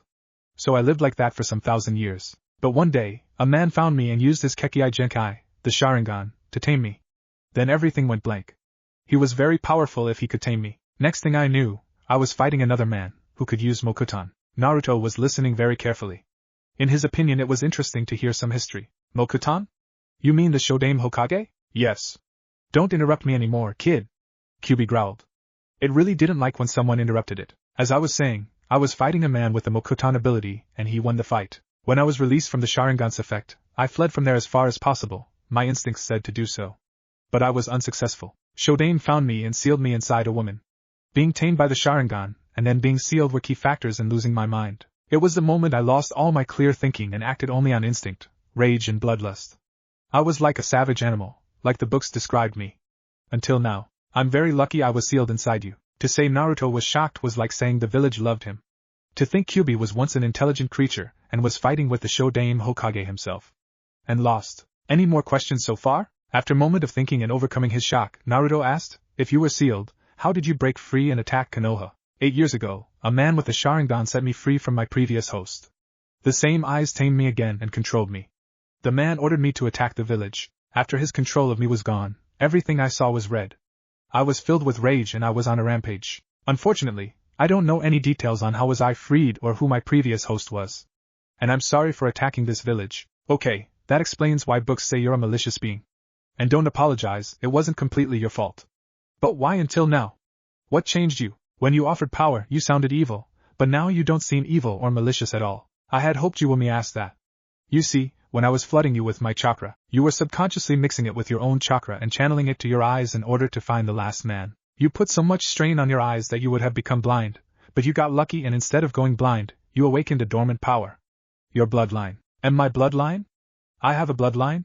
Naruto asked, shock clearly evident in his voice. Kyuubi scowled. Naruto interrupted it again. Yes, your bloodline. Rinnegan. Don't ask any questions, I'll explain. Kyuubi said and thought how to explain it clearly, so Naruto could understand it. You don't have a normal Rinnegan though. It's a bit evolved. Also, you were gifted with special chakra, though I don't know why or how. Remember when you suddenly felt pain in your eyes and your whole body? After getting a nod from Naruto, Kyuubi continued, you were in pain because in here, your mindscape, your own chakra was mixing with a new chakra. When they finished mixing, this new chakra was fighting with me, trying to overcome me, while in real world 3 chakras were mixing together, which was successful. After your new chakra engulfed me, it started to heal my mind and placed various blocks so I wouldn't go berserk again. As long as I'm sealed inside you, I will not become a savage animal again. Plus, even if I get free of you, I will start losing my intelligence only after some thousands of years. Kyubi finished explaining. Naruto widened his eyes. He was shocked and awed at the same time. Rinnegan? But I thought it was just a legend. How come I have it? He asked, emphasizing the word I as if it was something fucking believable. In some way, it is a myth. You see, you don't get Rinnegan by blood. When dark times come and when the world is in danger, Kami herself chooses a human who will save the world, or do something else in the name of the better good, and who will wield the sacred eyes. The first human to ever wield the Rinnegan was Rakuta Sannin, my creator. Only one human in the world can have the Rinnegan. Seeing that you have a different one, I presume there is already someone with the original Rinnegan. If Naruto wasn't in his mindscape, he would have passed out from this kind of information. Kami chose him? Rinnegan? Rakuta Sannin created Kyubi? It was too much for his poor brain. Wait, you said only one person can wield the Rinnegan, and then you say there's someone else with these eyes. Can you explain that? I am not sure, but I presume the original Rinnegan wielder did something that could bring more disaster to this world. Like, he chose the wrong path, did something wrong or something along those lines. Remember this, kid, humans are not perfect and when given power, they will not always walk the correct path. But if Kami chose you, I will trust her judgment and help you. Naruto just nodded in understanding. He didn't know why, but he understood everything the Kyubi was saying to him. He didn't have as many questions as most kids his age would have. Maybe it had something to do with this new Rinnegan? He didn't think too much about it. What do you mean by helping me? I will train you. Kid, Kami chose you and my mission is to train you. Awesome. An overgrown fox with 9 tails, who also happens to be a lord of demons, will train me. How awesome is that? Naruto said, excited and all fear lost, bumping his fist into the air until he heard Kyubi's growl. Watch your mouth, kid. I'm not an overgrown fox. Sorry. Naruto said with sheepish smile. Oh, what do you mean by mission? I will tell you later. Our time has come to an end. Do you have any other questions? Actually, yes. How will you train me? I mean, do I always will have to come here to speak to you? I'm afraid so, yes, Kit. The seal is very powerful and it will not allow me to speak to you, unless you're enraged. Next time when you come here, I will tell you your training schedule. I see. Do you have a name, or will I always have to refer to you as Kyubi? And are you male or female? Naruto curiously asked. A demon lord should have a name or gender, at least he thought so. Kyubi let out a small chuckle. Yes, I have a name, but I will not tell it to you now. And I don't have a gender, I'm a being made from chakra and given intelligence and consciousness. Why? I guess you will tell me your name when you trust me more. And it's uncomfortable to refer to you as it. From now on I will refer to you as he, okay? So the new Rinnegan boosted his intelligence? I'm glad he found out. I will tell him my name when I get to know him better. Still, it's surprising, Kyubi thought and answered, sure, I don't care. Anything else? Yeah, last thing. How do I activate my Rinnegan? Well, you just channel chakra to your eyes and think Rinnegan. I think that's how it works. What do you mean by you think? You see, the original Rinnegan has one con. Once it awakens, it cannot be deactivated and always stays on.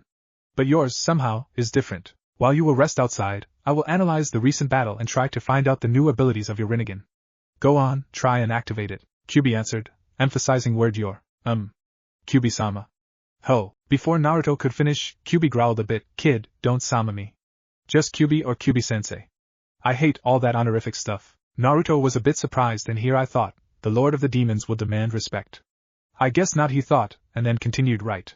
Kyubi. So I can channel chakra to my eyes the same way I channel it to my feet, right? Kyubi rolled his eyes for such a stupid question. Yes. The same concept. Try to close your eyes. Usually it helps when activating Dojutsu for the first time. Naruto nodded and did as Kyubi instructed. He closed his eyes, imagined the chakra in his body and how it flows to his eyes. When he felt it was enough, he thought Rinnegan, and quickly opened his eyes. He gasped. It became much lighter now, as if they were outside, in a field on a sunny day. Then, with his Rinnegan, he looked at Kyubi. Directly at his eyes. Kyubi's eyes widened when he saw the slits in both of Naruto's eyes begin to spin rapidly, and he knew something was going to happen. And it happened. He felt how a portion of his demonic chakra was being drawn out.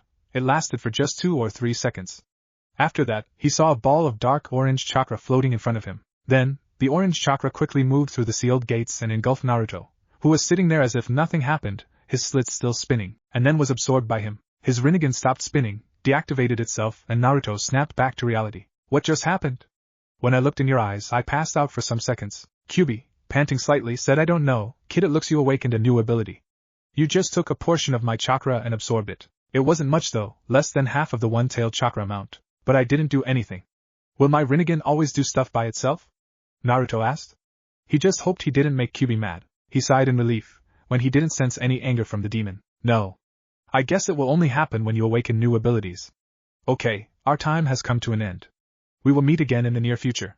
Take care, Kit, Kyuubi said and closed his eyes to go back to sleep, in order to regain all the strength he lost after the battle in the mindscape. And now, before Naruto could respond, bright light entered his mindscape and blinded him. He blinked a few times, and after the fourth blink he opened his eyes. Where am I now? Naruto asked himself as he stared at the white ceiling. You're in the hospital, Naruto. Someone said. How do you feel? Naruto turned his head and saw someone who he thinks of as grandfather, Ojaizen. Naruto almost shouted in excitement. I'm okay, I guess.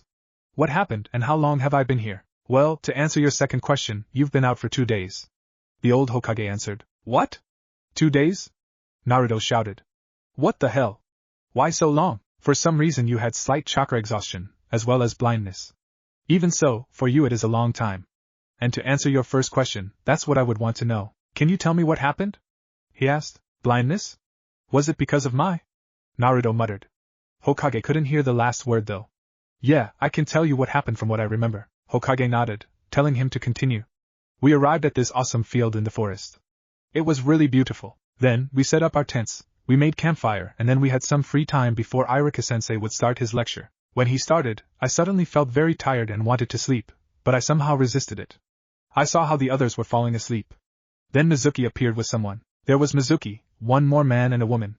I didn't recognize which village they were from, but I remembered their Hitayate.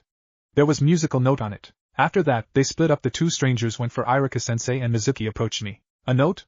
I don't remember such a village. Maybe a new one? Hiruzen thought. I see. What happened next? Naruto thought a bit, whether tell him or not. He decided to tell him. He trusted the old Hokage after all, and he didn't want to lie to him. Ojaizen, promise you won't tell anyone what I'm about to tell you. Promise, or I will leave this village. Naruto said with serious expression. Hiruzen was a bit shocked at such a statement. I promise. But would you really leave? And I doubt you could do that. Naruto just grinned. Well, if I can escape Anbu after my pranks, escaping the village wouldn't be that hard, would it? The old Hokage looked at Naruto with amusement. But it was true, if Naruto could escape Anbu, then leaving village wouldn't be that hard either. You're right, it wouldn't be that hard. But would you do it? Of course not. I just said that so you would promise and realize how serious what I'm about to say is. Even after everything this village did to me, this is still my home and I love it. Naruto said with a bright smile. Anbu, which were hiding nearby and guarding the Hokage, sweat dropped. This kid, you're very sneaky, you know that? Hiruzen said with a sigh. Yeah? I know. Oh, and place a privacy seal around the room and tell your Anbu to leave. Now both Anbu in the area and the Hokage were surprised. They were surprised because some first-year academy brat could sense them, although they had suppressed and masked their chakra. Overcoming his shock, the Hokage asked, I don't even know how you sense the Anbu, but I believe it's something to do with what you're gonna tell me, right? After receiving a nod, he continued, is it so important? Naruto's face was very serious, and he had that face only when something really serious happened. Yes, it is. Besides, I completely trust you, but not Anbu. I don't want any rumors to spread. After thinking a bit, Hiruzen nodded and signaled the Anbu to leave. After a second, the tension in the air was lighter. Ojaizen, there, in the corner, he pointed at the far right corner of the room, is one more Anbu. I told you, I can sense their chakra. Once again, the Hokage was surprised, but he just lifted his hand, signaling the last Anbu to leave. Then he made some hand seals and room walls flashed blue, before returning to normal, indicating that the privacy seal was now set. Now tell me, what was so important that happened? Hokage asked gently. Right. When Mizuki approached me, he started to talk some nonsense. Then, I saw how Iruka-sensei was being beaten and how everyone was laying there, helpless. It appeared Mizuki was after me and Hinata for some reason. When I heard that, I was very angry and then someone offered me power and I accepted it. Suddenly I started feeling angrier and my body moved by instinct. I killed Mizuki with a stab from my hand to his heart. And then I killed that W woman, Naruto answered, tears forming in his eyes. He had killed 3 people that day. Am I a mindless keiki killer? Am I really the D-demon everyone talks about? Hiruzen, again, was a bit shocked when he heard about someone talking in Naruto's mind and offering him power. Kyuubi and those damn villagers, still calling him names, even after I forbade it, he thought with a scowl on his face. Hiruzen then calmly asked, tell me, Naruto, why did you kill them? Naruto looked at Hokage with teary eyes and said, to protect my friends, of course. When I saw my classmates laying there, and Iruka being beaten, I remembered how Iruka-sensei once said to me you can become even more powerful if you have precious people to protect. That's why I accepted that power in the first place. I see. Now tell me, did you enjoy killing? Hiruzen asked. I don't know. I mean, I felt nothing when I killed them, but after my small frenzy disappeared I realized what I did. It was horrible. I killed someone. I killed my sensei, Naruto answered with small sobs in the end. The Hokage put his hands on Naruto's shoulders gently, with a warm smile, which showed how much he cared for Naruto, said don't cry, Naruto. You did the right thing. Mizuki betrayed us and our village. He wanted to hurt your friends and classmates, as well as Iruka. Kami knows what would have happened if you hadn't been there. The most important thing was that you didn't enjoy it and that you felt sorry for the actions you had to perform. It means you won't become a mindless killer. You also did it for the right reasons. But remember, when you become a ninja and go on missions, you will have to kill in order to complete the mission. Just remember, you do it for right reasons. Naruto's sobs became quieter, and he hugged the Hokage. Thanks, Ojaizen. Your words mean a lot to me. No problem, Naruto. Remember that I will always support you. But I believe your story doesn't end like that. There's something more to it, right? You didn't tell me what happened to the third person, right? After Ike killed the woman and so he told the Hokage everything that happened. Including his new bloodline and Kyuubi, though he didn't mention that Kyuubi told him who his father was. After Naruto finished retelling what happened, old Sarutobi sat there silently, staring at Naruto stupidly and blankly for about 1 or 2 minutes. Then, what? Shouted Hokage. So let me get this straight. You heard Kyuubi, it was evil and you accepted its power. Then you got new chakra and it mixes with your own. Then your new chakra heals Kyuubi's mind and it happens that Kyuubi is not evil. After that you find out that you have the Rinnegan, and shout I mention, an evolved one, because you've been chosen by Kami to help this world, or so the Kyuubi says. Then Kyuubi offers to train you because of some unknown mission. After that, you activate your Rinnegan in your mindscape and something happens. Am I right so far? Naruto sheepishly smiled and rubbed back of his head in embarrassment. Yeah, that's pretty much what happened. I need sake. I'm getting too old for this, the Hokage muttered. Can you show me? Understanding what the Ojaizen wants, Naruto closed his eyes, channeled some chakra to his eyes and thought Rinnegan, and then opened his eyes, showing the Hokage his Rinnegan with 2 slits around his pupils. While Hiruzen stared at Naruto's Rinnegan with an open mouth, Naruto examined his surroundings. He couldn't believe how well he could see. He could see everything in much better detail. Naruto then saw flower pots near the window, which was at the end of the room, and tried to focus on the leaf. Slowly, he could see more and more detail on the leaf. 2 drops of water from the morning dew, green veins running along the leaf. After 2 seconds he could also see a small dust layer on the leaf and a small bug running there. He then lost his concentration when the Hokage called for him. Naruto, your right eye slits are slowly spinning. What are you doing? Huh? Oh, I was focusing on the flower over there. He then pointed at the flower. After some seconds I could see almost all the details on the leaf, even the dust and a small bug. And you said my right eye? I think my right eye gives me the ability to see further. Maybe there's something more to it. I hope Kyuubi will find out. Naruto finished and deactivated his Rinnegan just by stopping the flow of chakra to his eyes. Somehow, it was easier to manipulate chakra in his body than it was before when he did tree walking. Right. I don't really like the idea of you being trained by Kyuubi or talking with him, but I will trust you. Itachi, the Anbu who was watching you, said that your chakra cloak changed and wasn't radiating any more bloodlust. Your story explains why. So I will trust you. Hokage said. If you already knew everything, why did you ask? Naruto asked, curious. Then he got it. Oh wait. Don't answer. You asked because you wanted to see how everything happened from my point of view and to fill in some holes from Itachi-san's report, right? That is correct, Naruto. I'm impressed. 1 week ago you couldn't get it so fast. Hokage replied. I think it has something to do with my Rinnegan. When I found out Kyuubi was sealed inside me, I wasn't so sad about it as I thought I would be. I just accepted it. In my opinion, the Rinnegan somehow boosted my intelligence, though I'm not sure. I still need some time to think about everything Kyuubi said to me. Naruto said. I see. Then I will leave you. I have to return to my duties. You will stay here for 2 more days and then return back to the academy. Hokage said as he stood up. Oh, I almost forgot to tell you. I approve of this training, but when you become a genin, you will show me your skill and what you've learned. Understood? Yes, Ojaizen. See you later.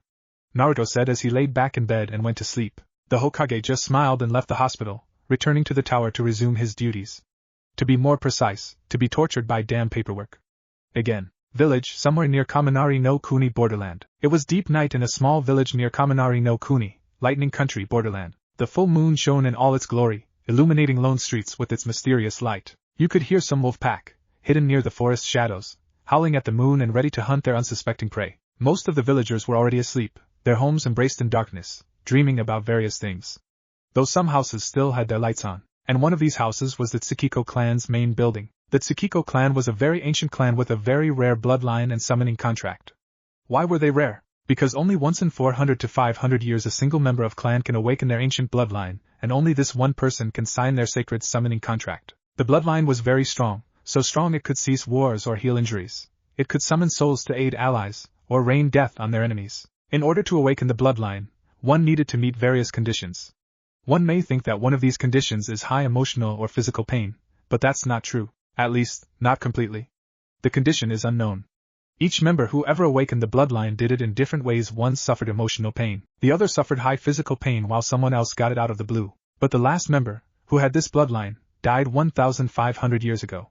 No one knows why the bloodline had suddenly disappeared, but it is the reason why this clan is now extinct. The last two members of this clan, a girl and her grandfather, remain on their sacred ground, in their home, their village which they built. It was a rather small village too. They say the bloodline has disappeared, that it's nothing but a myth. But they are wrong. The ancient power is going to be awakened again. By the sole survivor of the said clan. The main clan hall was lit by many candles on the walls. The room wasn't bright, but it was enough to see. This room was sacred and was used only in important clan events, like meetings and deciding clan or clan members' fates. And today, or rather tonight, was an important event for one girl. In the middle of the hall was a large bed, surrounded by candles. In the bed laid an old man, covered with silver-colored blankets. He had short gray hair, and his face had many wrinkles, indicating his old age. It looked like he was in his early 70s, but he looked sick and dying. Near the old man, next to the bed, was a young girl. She had a beautiful face, narrow eyebrows, deep brown eyes with black pupils, a small but beautiful nose and thin lips. She had long, light brown hair, which reached a bit past her shoulder blades, and bangs hanging down on either side of her face to frame her beautiful face. Although she was only 9 years old, she was beautiful. The girl was on her knees, her face buried in her palm, crying. Why is she crying? Because her only relative, her grandfather, will die within some minutes. Alice-chan, the old man addressed her granddaughter with weak voice. Why are you crying? Alice, whose full name was Alicia Tsukiko, lifted her head, showing her red cheeks and eyes, answered with sorrow and anger. Sorrow for obvious reason, but anger for such a stupid question. Why am I crying? How could I not when all my clan and family has died and you're the only one left? How could I not cry when you're going to die too and I'll be left all alone? She finished and buried her face in her palms again and started to cry louder, no longer capable of keeping it in. I'm old, Alice-chan. You should know members of our clan usually die about this age. The old man said, then he paused as if thinking about something. After a minute of silence, except Alicia's crying, the old man continued as serious as he could in his condition. Listen, Alicia. Do you know the prophecy of our clan? Alicia lifted her head, hearing how serious her Ojaizen was. She just nodded. She knew about the prophecy from the age of 6. The man then continued. I believe with all my heart the prophecy is about you, Alice-chan. The man coughed several times. But it's just that, a prophecy. It is as good as a myth. She countered. Alicia, the old man sternly said. Listen carefully. I believe in you. You heard me? I believe in you, he said, emphasizing each his word. Even if you will do not awaken it, I believe you will do as the prophecy says, because that is my last wish. Seeing his granddaughter's widened eyes, he reached into his pocket in his pants, and took out a key. It looked really old, and it had some kind of wing-like pattern on its bow. Here, take this key. Just in case you're the one. You know where the sacred chamber is, he said as he gave Alicia the key, which she accepted with trembling hands. He continued, from now on, your heir and sole survivor to our clan. Good luck, Alicia. I love you. More tears started to form in girl's eyes. She squeezed the key and put her hands on her chest, where heart should be, as if it was the dearest thing left for her. Thank you, Ojaizen. I will do as why you ask. I love you too, she said as she hugged her grandfather for last time. When she let him go, she saw him smiling and glowing. Thank you? Be the val cough Kyrie like some of our predecessors were. He quietly said, as he was engulfed in yellow and white light and slowly started to evaporate. Although when someone dies it is sad, but it was beautiful. In 5 or 6 seconds he was gone. Dead, but Alicia knew better. Her clan didn't just die, and the way they died is not normal on its own. When the person in their clan dies, they connect with nature around, as if they were creations of nature themselves. When the last particle of her deceased grandfather disappeared, she was broken, but at the same time you could see the strong determination in her eyes. I won't let you down, Ojaizen, she said quietly. Light started to form around her, but she didn't notice it. I will fulfill your wish and heal this world, she said louder, her voice full of determination, still oblivious to the sudden light around her, which was getting bigger and brighter. Suddenly she stood up and, as if trying to convince someone, shouted, for I am Alicia Tsukiko, heir to the Tsukiko clan and its last member. After those words were spoken, she noticed the light around herself. She gasped, but it was too late. The light flared, illuminating all the village through compound's windows, making the night as light as the day.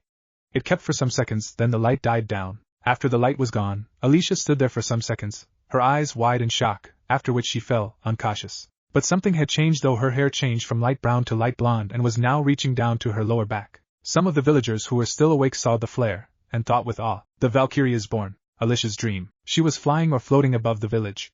The village was huge and almost all the population looked happy. Why almost? Because there was one place which was filled with some kind of grey aura.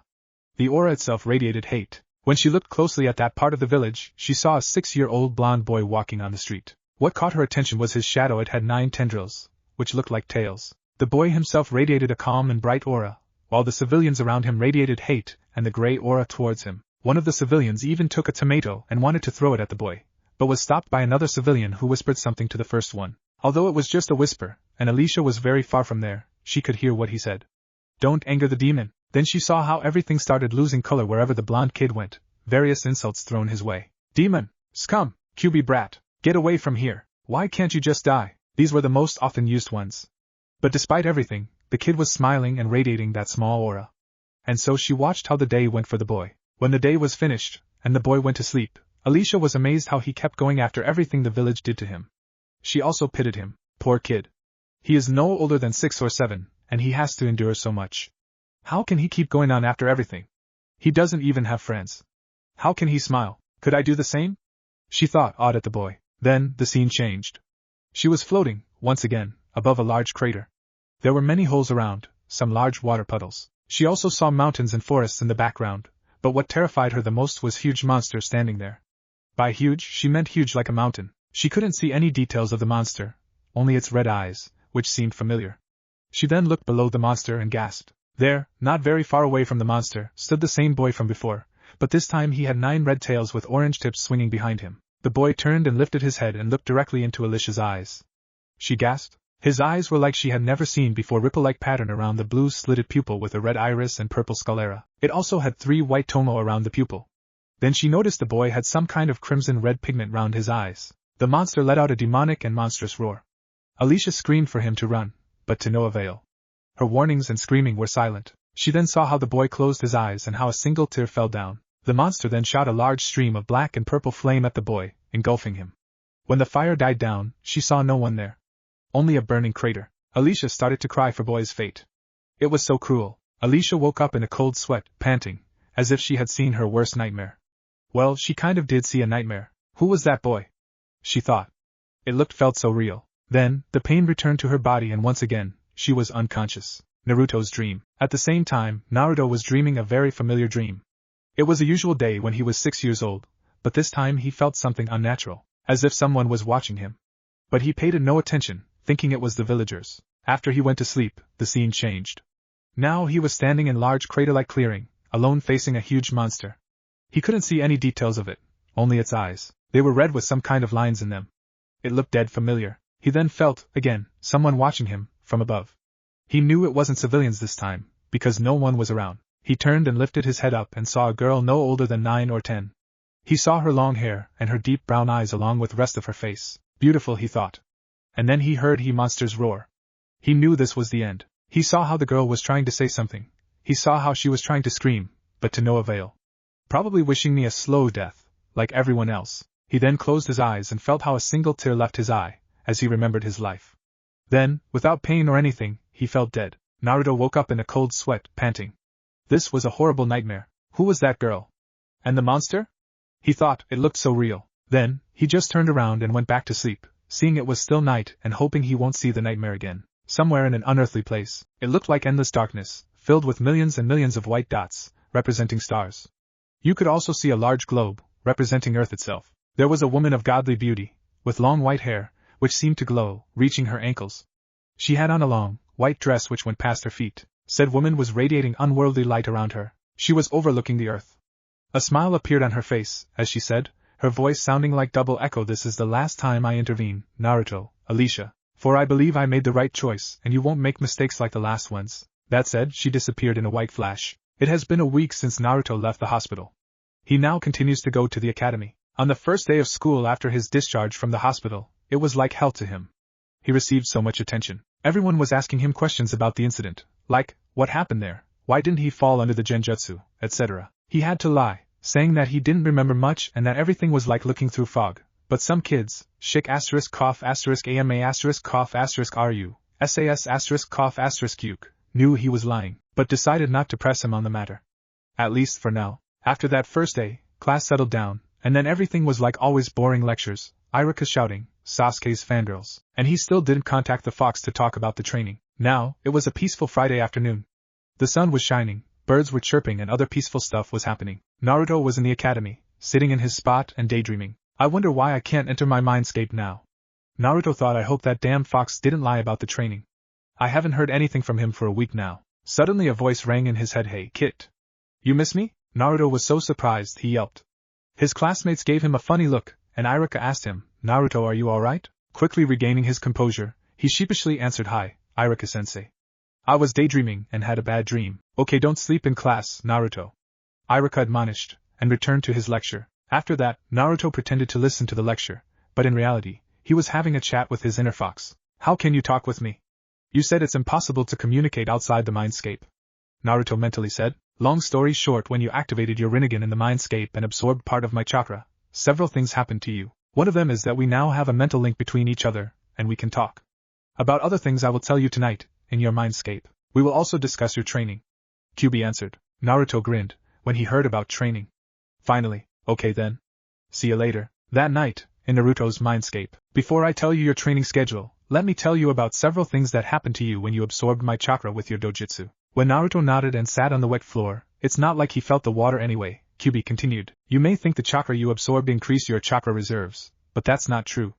First of all, it somehow created a mental link between us. This means we can now communicate with each other when we want, and also I can smell, see and hear what you can. Secondly, it somehow changed your body. No, Kyuubi was interrupted by a shouting Naruto. What do you mean changed your body? I will look different now. What the hell? And now Naruto was interrupted by the growling Kyuubi. Stop interrupting me when I'm talking, brat. It's annoying. Next time listen to what I have to say before asking questions, or I will ignore you for some months. Is that clear? Naruto gulped and quickly nodded. Sorry, Kyuubi-sensei. Kyuubi merely nodded and continued as I was saying, nothing major. I looked into your body and saw some slight changes. According to what I've seen, your hair will now grow faster, you will receive back all the nutrition you've lost, meaning you will grow how you should have. By that I mean, you're a midget now because you eat only ramen. Your body doesn't get any required minerals for growth, that's why you're smaller than others. But it shouldn't be a problem now, just don't forget to eat healthy food. Also, your eyesight will be a bit better now to adjust to your dojutsu. That's everything I could find out. Any questions so far? When Naruto received permission to ask questions, he asked, does that mean I will grow faster than others and won't be that small anymore? Kyuubi rolled his eyes. Wasn't that what he said just now? No, you will not grow faster than others, your growth rate has returned to how it should have been. Yes, you won't be a midget anymore. Yada. Okay then, what about training? Naruto asked happily. Very well. Now listen carefully.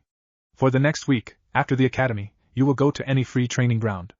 There, you will continue to master chakra control. Your Rinnegan allows you to control your chakra more easily, more smoothly, so it shouldn't be hard to master water walking in 3 days. Also, I will teach you Kage Bunshin no Jutsu, which will greatly increase your training speed and effectiveness. After you master Kage Bunshin, I will tell you your training schedule for the next 5 years.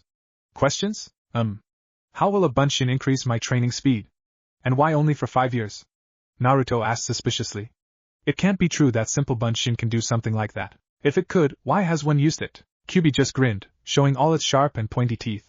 You see, Kage Bunshin is not just a simple Bunshin technique, and I believe you are the only one who can effectively use it for training purposes. I will tell you more when I will start teaching it to you. Also, I recommend you spend the weekend finding and buying a simple training sword. It's for your training as well. Now do as I said. If you get stuck in your water walking, I will give you some pointers, although I believe you will not need them. As to why for 5 years? Well, that's simple. After 5 years you will have become a genin, and you won't have much time for training. It doesn't mean you won't get any training at all. After a week, I will wait for you here, in your mindscape. Take care, Kit. Before Naruto could ask or say something, he was pulled out from his mindscape by invisible force. Next day, Hokage office. Hey, Ojaizen! Naruto shouted as he entered the Hokage's office by kicking the door open. Sarutobi's sweat dropped. Hello, Naruto-kun. I see you're quite enthusiastic today. Care to explain what happened? he said as he gestured at Naruto to take a seat. Well, yeah? I will finally start my training. Also, I found out something interesting, Naruto said, entering his serious mode. The old Hokage raised an eyebrow and asked him, well, before you tell me what you found out, mind explaining what sort of training you will be doing? Don't tell him about the Kagebunshin, Kyubi said within his mind. Huh? Kyubi? I thought you were sleeping. And why shouldn't I tell him? Naruto could feel Kyubi rolling his eyes. I don't sleep day and night, and wake up only when you come here. I sleep like all humans do. It's strange though, me, a demon sleeping like a human HMPF, Kyubi said with a small scowl. And then he remembered the other question. Right, don't tell him because Kagebunshin is Kenjutsu. Kenjutsu? Wow. You will teach me a Kenjutsu? Am I that awesome? Naruto asked, stars in his eyes. Yeah, right. Your awesomeness is so great, it sometimes even blinds me, Kyubi said with sarcasm. Anyway, I'll explain later, as promised. And I keep my promises. With that said, Naruto could feel how Kyubi disappeared from his mind. Everything happened in less than a minute and Sarutobi was still waiting for an answer. He even looked a bit worried. Naruto-kun, are you alright? I could swear I saw some sparkling stars in your eyes, he said with amused tone. Huh? Oh, sorry, Ojizen. I just remembered what someone said about my training and I got excited. Naruto answered, emphasizing words someone. He knew there were ANBU listening and guarding the Hokage and he didn't want them to hear about the Kyubi. The Hokage understood Naruto meant Kyubi by someone. So, what is your training? Well, for the next week I have to master tree and water walking. After that my sensei will give me a training schedule for the next 5 years. Naruto answered with a smile. Interesting. And why only 5 years? Hokage curiously asked. Because after 5 years, when I'm 13, I will become a genin and I won't have much time for training. Naruto answered honestly. He really hoped it wouldn't be that bad and there will still be time for training. Yeah. Naruto thinks only about training. No social life whatsoever. Fair enough. So, what was it that you found out? Naruto then regained his serious composure and looked around the room. Then he found what he was searching for, a picture of Yondaime, his father, hanging on the right wall. There were also the pictures of the Shodaime, the Nidaime and Sandaime. He walked closer to it and inspected the picture of his father. When Sarutobi saw where Naruto was looking and what he was inspecting, sweat bullets appeared on his face. But he tried to look as calm as possible and waited. I hope it's not exactly what he found out, he nervously thought. Naruto then took the picture of the Yondaime from the wall, turned to the Hokage and held it next to his face so both faces were next to each other. Care to explain? He seriously asked. Hokage widened his eyes, and then returned to normal. How long? He asked. Since the incident. Naruto honestly answered, indicating who exactly told him such information. It's true, isn't it? When he received a slow nod from the Hokage, he continued, I can't understand how I didn't notice it earlier. All the villagers can't or don't want to notice it either. The same golden blonde, spiky hair, same ocean blue eyes, almost the same facial structure, mine being a bit rounder. Hate indeed blinds people. He let out a sigh and placed the picture back in its place. Just one more question.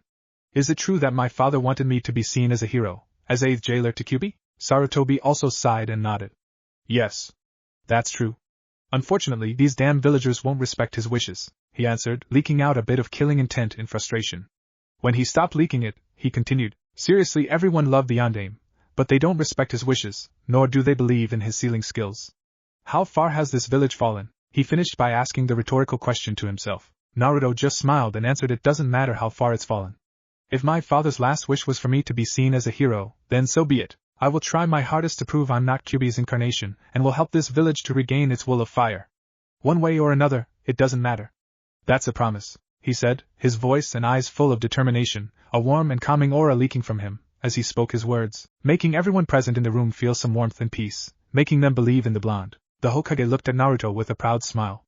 Even after everything the village did to him, he still wanted to prove himself. Naruto's will of fire burns brightly and I believe sooner or later he will pass it on to the village. The Hokage thought. The ANBU in the room. When Naruto took the picture and turned to the Hokage, the ANBU were a bit confused at why he did that. When Naruto spoke and pointed how similar they were, it hit them like a ton of bricks. No way. That brat is Yondaime-sama's son? One of them thought with shocked eyes. It's not like anyone noticed it anyway, he had a mask on. He is Sensei's son? If you think about it, they look similar. Way too similar. The dog mask-wearing ANBU thought. It was none other than Hatake Kakashi. When the Hokage confirmed it, they almost all fell from their hiding spots. Everyone had similar thoughts. No way. They are indeed similar. And to think that no one noticed it. When Naruto began his little speech, all of them felt awe and growing respect for the blonde, the calming aura doing part of the job. Wink. All of them started to change their opinion about him. He was indeed strong-willed.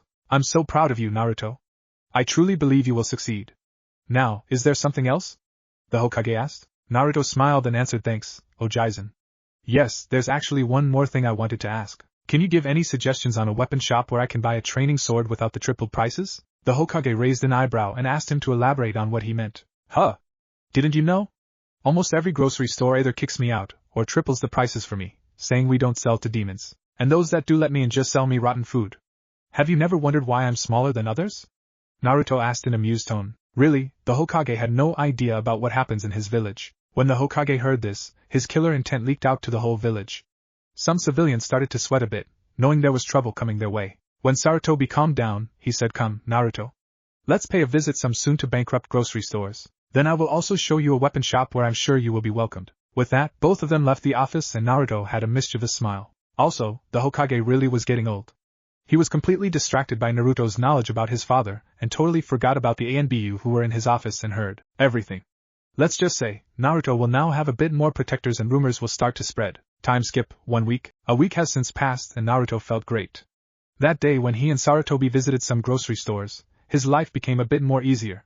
Why? Because the old Hokage threatened the shop owners if they ever sold rotten food for tripled price again, they will mysteriously become bankrupt. And if Naruto was not treated like any other paying customer, not only will they become mysteriously bankrupt, all their money will go to Naruto's account for emotional and physical compensation for all the things they did to him. Now all the grocery stores were nicer to him, although he still noticed the hateful glares. Also, he noticed how some citizens, to be precise high-ranking shinobi, like Jounins, were looking at him. Those weren't hateful glares, but instead the look of realization and respect. Those were very, very few and Naruto couldn't figure out the reason for those looks. Within a week Naruto had mastered both tree and water walking. Actually, he mastered both of them in 2 days. He was surprised how easily he did that. Kyuubi told him that Naruto was talented at chakra control, despite its difficult and his new dojutsu just increased that control. The rest of the 5 days he spent increasing his chakra control, thereby increasing his chakra amount as well, also doing more physical workouts. His hair did grow a bit, but was still spiky. Now he was standing in front of the cage, containing the fox, in his mindscape, awaiting further instructions on his training. I see you finished your training, Kit. Good job. Though I will admit, I was surprised when you mastered both tree and water walking in 2 days. You are talented if only the teachers at the academy would see that. Now about your training. In the next 2 days I want you to learn Kage Bunshin. Before I will explain how it works, do you have any questions? Kyuubi asked. Naruto now knew that interrupting the fox was a bad thing to do, because it pissed Kyuubi off. He now only asked questions and spoke when spoken to. The Lord of the Demons acted like a king after all. Yeah. I remember you said it will help my training. How? Naruto asked. Ah well, the beauty of this technique is that you get all the memories of the clones when they dispel. Meaning, Kyuubi said, allowing Naruto to finish the sentence. When Naruto saw the Kyuubi's look, he understood what he wanted. You will get the memory of all the training. So if I create 2 clones, they will cut my training time twice, meaning I can learn jutsu faster. Awesome. But why has no one used this kind of training if it's so effective? Naruto asked, excited fire burning in his eyes. That's right, Kit. Kage Bunshin is not kenjutsu for nothing. It requires a lot of chakra to create at least 1 clone. Only Kage-level shinobi can create some shadow clones and remain in good fighting condition. Also, I believe no one else can use this kind of training because of the mental feedback and exhaustion they will get. But you, Kit, can create hundreds of them because of your large chakra capacity. And the mental exhaustion will not affect you that much thanks to your natural healing abilities, which is also enhanced by my chakra. It means you're one of only a very few people who are capable of this kind of training. Kyuubi answered. He could swear he saw some sparkling stars in the blonde's eyes. Kyuubi found that amusing. Kyuubi then continued to explain how Kage Bunshin worked, and all its possibilities. After that, Kyuubi showed him required the hand seals. Naruto found it very funny and strange on how Kyuubi performed the hand seals. Foxes shouldn't be able to do them, right? Also, Kyuubi explained that the more Naruto poured chakra into the jutsu, the more clones he will produce. In addition, Kyuubi explained that Naruto will have truly mastered the technique when he could summon clones without the hand seals. Naruto already knew this was definitely going to be his favorite technique. After the lecture was finished, Naruto bid his teacher farewell and went back to his training. Time skip 2 days. Naruto stood in the middle of training field 43. It was next to training field 44, also known as the Forest of Death. From time to time you could hear some roaring and hissing from the forest, which was why almost no one used this training field, saying it unnerved them. Naruto crossed his fingers, performing the necessary seals for Kage Bunshin no Jutsu. He then collected as much chakra as he could, channeled it through the seal and shouted Tajuu Kage Bunshin no Jutsu. There was a large puff of smoke. When the smoke died down, you could see an entire army of Narutos. The original Naruto looked around in awe. He had created approximately 300 clones and felt a bit winded. He used a minute to catch his breath and then ordered all of his clones to do chakra control exercises. When he received "Hi, boss" from all of them, he decided to relax. Also, he just wanted to check if what QB had said was indeed true. At the end of the day, he dispelled all of his clones at once. He shouldn't have done that though, because once they poofed out of existence, Naruto fell to ground and held his head, moaning. It was painful when he received all the memories and feedback from the clones at once. Next time I'll order them to dispel in groups of 10 or 20 in 2-minute intervals. He murmured under his breath. Later that night, in his mindscape. So, I've learned the simple Kage Bunshin and Taju Kage Bunshin. What now? Naruto asked, excited about his training. Take it easy, kid. And good job learning those jutsus. What's the maximum number of clones you can create?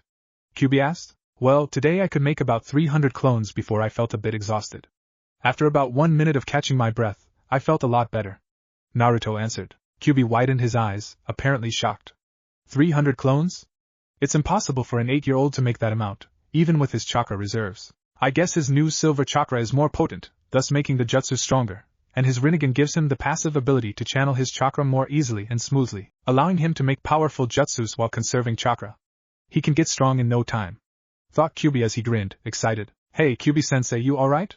You seemed like you spaced out for a minute. Naruto asked. Oh, sorry.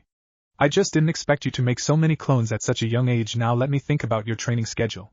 QB answered. And that's how the next few minutes passed. Naruto sitting in the water, waiting for QB's answer, and QB thinking about the schedule. Okay, now listen carefully. QB finally said. For week 1, every day you will create 200 clones. You will divide them in 5 groups. Group 1 will learn my special Kitsun Claw Taijutsu. Group 2 will learn my special Kitsun Blade Kenjutsu. Group 3 will learn and practice Futon, Suiton and Right-on Ninjutsu, as well as your Dojutsu. Group 4 will continue on your chakra control, increasing your overall control and amount of chakra you will have. Also, Group 4 will do an elemental chakra training. Group 5 will study. And by study I mean go to library and read books on history, tactics, etc. And finally the real you will do physical training. Any questions so far? Naruto was a bit awed by all the things he is going to do, and he couldn't wait for when his training will start. Yes, actually.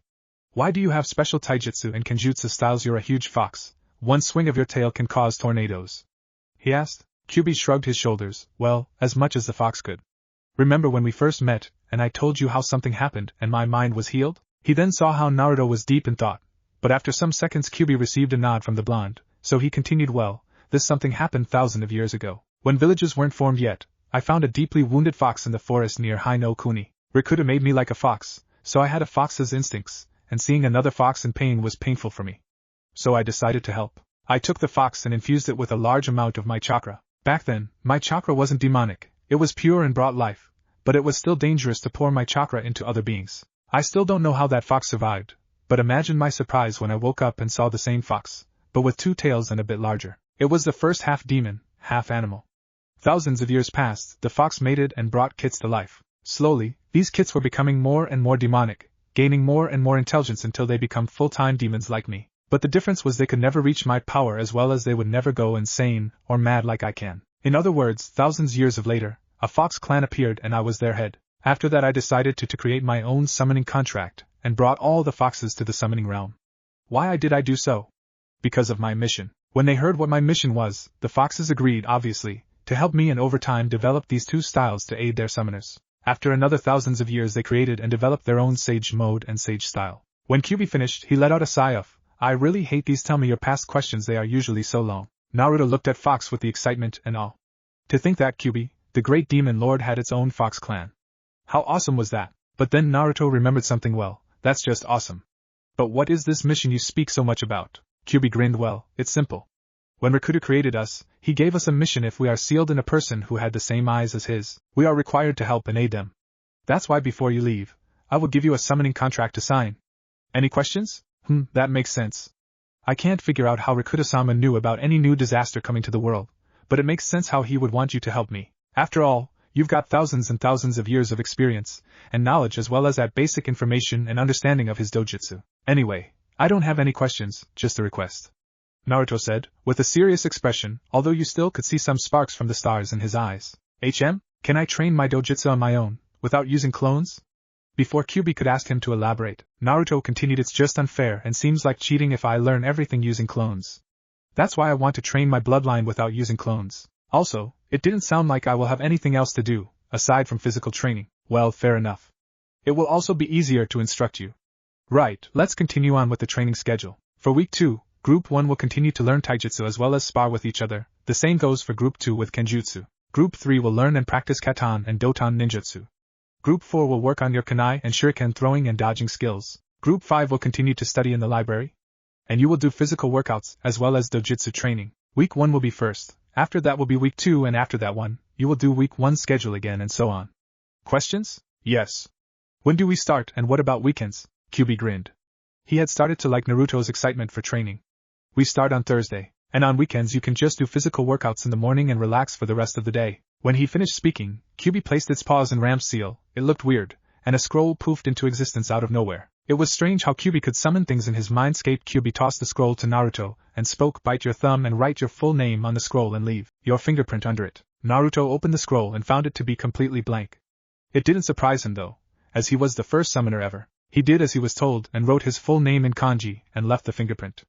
After he completed the procedure, the scroll closed and poofed back to its home world. Good job, Naruto. I will show you the required hand seals later. Now it's time for you to wake up. Soon we will start your training. Oh, and I want you to continue to act as a dobe. Remember, deception is a ninja's greatest weapon. If people underestimate you, it means easier victory, QB said as he grinned. Naruto didn't want to show off anyway, and acting as a dobe was fun too.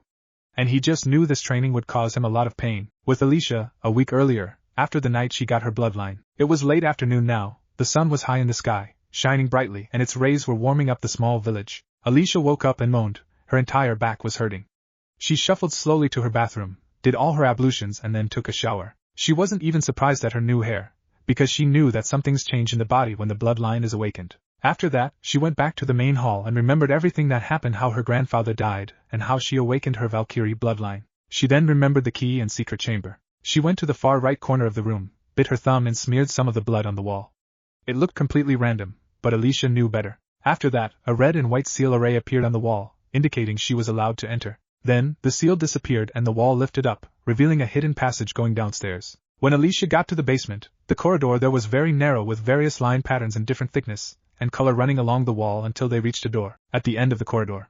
The young girl went closer to the door and noticed how beautiful it was. It was a silver door with a beautiful woman drawn on it. The woman wore some kind of long battle dress, held a wide sword, and she had a pair of angel-like wings behind her. Alicia really liked how the woman looked. So that's what our bloodline looks like. I only heard the stories and never saw the pictures, she thought. Alicia then took out the key and inserted it in the keyhole and turned it several times until she heard a click sound.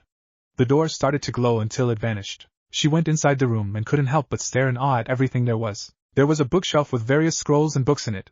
There also was a chest with money and various weapons like swords, bows, kunai, shuriken, and some ancient weapons. At the end of the room was a mannequin. The mannequin was dressed in beautiful garb. It consisted of a long, white dress, with a slit starting from its hip on the right and going down until it reached mid-shin, fully uncovering the right leg, but hiding the left one. The dress was made up of pure white feathers. One over the dress was a small, dark brown leather vest held in place by tiny ropes. The whole costume also came with very long dark brown leather boots which were also made in the vest style. *2 star. Said costume was completed by leather arm guards with small metal plates in it, which nearly reached the mannequin's elbows. Wow! It looks beautiful. I bet that's the costume previous Valkyries wore. It will be too big for me right now, though. I will have to wait till I grow up a bit, Alicia said to herself. Little did she know that there were seals placed on the costume that allows it to shrink in size in order for it to fit the wearer, as well as a seal, which always keeps it clean. Behind the mannequin was a large metal plate with engraved text. It will be harsh in the world. Whoredom runs rife in axe age. A sword age shields are riven before the world goes headlong. And oh man will have mercy on another. And then, the last Valkyrie will be born. Her pure soul will help the man with sacred power and eyes to heal the land. The prophecy now, I just need to find this man, she murmured as she read the prophecy. She then carefully took the clothes off the mannequin and sealed it in a scroll. It's a good thing that she learned from her Ojizen how to use sealing scrolls. She continued to pick various jutsu scrolls that will help her in her training as well as some money. When she had finished taking everything she needed, she left the room. The door reappeared with a transparent white flash, and you could hear a click sound, indicating the door was closed. Alicia left her clan house and walked towards the village's market in order to buy some supplies for her journey. As she walked down the street, she noticed how everyone was giving her looks of awe and respect. Everyone already knew she was the last Valkyrie. After an hour, she was standing near the village gates. She turned around and saw that almost all the villagers had come to bid their farewell, and wish her good luck on her journey. Good luck on your journey, Valkyrie-sama. Some random woman said, "Don't forget about us." Another one said, "We will always remember and cheer for you." A young man said, "Thanks, guys." Alicia said, tears forming in her eyes. She was leaving her home village after all, but she didn't want to look weak in front of so many people, so she just wiped her tears and with a bright smile said, "I won't let you down. Your support means a lot to me." As the people in village cheered her on, she slowly began to walk away from her village. Her first destination was some village near Kumo. She tried to avoid large shinobi villages, fearing someone will find out about her bloodline and force her to become their ninja. She couldn't stay in her home as well, because she had a mission to train, gain knowledge of the world and to find that one man she needed to help. With determination in her eyes and a clear target in mind, she set out on her journey. Time skip, 1 year. It was a Sunday evening and Naruto, now 9 years old, was walking in the silent Konoha streets, relaxing and enjoying the fresh evening air, as well as thinking about the past year. A lot had changed. First, his appearance. Nothing major there, but still something noticeable. He grew a little, as Kyubi had said, and his hair grew longer. His hair now almost reached his shoulders, but was still spiky. Secondly, Naruto got to know Kyubi better. The fox seemed to be friendly as long as you didn't interrupt him while he was speaking. For some reason, it really annoyed him. Also, they could consider each other acquaintances at best. They didn't talk much outside of the training, but they gained mutual respect for each other. They would sometimes crack some jokes, but those moments were very rare. Also, Kyubi was a ruthless sensei. When Naruto got too tired to do something, or failed at something, Kyubi would always somehow taunt him, scold and trick him into continuing. As for his training, he could now compare himself with the levels of a high genin low chunin level shinobi. His chakra control was amazing for a ninja with very large chakra reserves. His ninjutsu training was great as well. Kyubi guessed Naruto had a natural talent for ninjutsu and chakra control, like it was in his blood. Also, he was smarter. Spending days in the library did its job. His taijutsu was okay. He loved the style, but it was hard to master without an opponent, and although Kage Bunshin had limitless potential, had its limits. If that makes sense, the Kitsun Claw style relied on fast movements and quick counterattacks. Also, this style didn't use fists, instead it used fingers for quick and painful stabs. A person sends chakra to all his fingers and reinforces them, making them harder and stronger. Kyubi said that with excellent chakra control and good training, Naruto would be able to extend his chakra from his fingers and make chakra claws, or when using his chakra cloak, his nails would be longer and sharper on their own, which is also part of this style. But they still couldn't figure out how to bring out Kyubi's chakra to make chakra cloak. Something was preventing it. His kenjutsu was okay as well, just like Kitsun Claw. Kitsun Blade relied mostly on parrying, counterattacking and quick stabs. Both of these styles relied on speed, and that's why Naruto now had an addition to his dream. He wanted to be as fast, or even faster than his dad. No, he wanted to be just like his father, if not better acknowledged, loved and strong. He wanted to be a hero just like the Yondaime was. His dojutsu training was going well too, but much slower than everything else, because Naruto didn't use clones to train. He and Kyubi discovered a very interesting ability of the right eye. They called it marking. Now Naruto was working on his gravity manipulation and increasing the number of points Naruto can mark. Furthermore, he had a good relationship with foxes. Some weeks after signing the contract, he tried to summon a fox. After some tries, he managed to summon two simple, one-tailed foxes.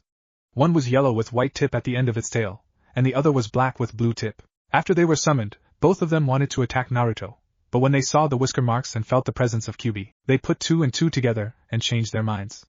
Surprisingly, they could talk. Flashback. We're sorry, host of the Kyubi. This is the first time we've been summoned. Imagine our surprise to appear here while in the middle of our dinner. The yellow fox said. Wow. They talk. Naruto shouted, clearly surprised. Idiot. I think I told you all the foxes are intelligent and can speak. Kyubi said within Naruto's mind. You told me they are intelligent, but you never mentioned they could talk. The blonde answered. Oh right, whatever. The fox replied and cut the link. Sometimes, the fox could really be annoying. Right, sorry about that. So, what are your names and why are you both here? Aren't summons supposed to appear alone? Naruto asked. My name is Yara and her name is Yoru, answered the yellow fox. The speaking actually sounded like the fox was yipping out the words. It was really strange, but for some reason Naruto could clearly understand them. To answer your second question, you're right, usually summons appears alone. But we're not your usual type of summons. You see, we have different classes and ranks in our world. They are determined by the number of our tails. Usually 1 tails and 2 tails are scouts and medics. Me and Yara are scouts, and scouts always appear in pairs in order to boost our effectiveness of information gathering. Yora answered. Her voice sounded more feminine than Yara's. Naruto was listening very carefully, trying not to miss any details. Oh, I see. That's an interesting system there. Can you tell me more? He asked. Not today.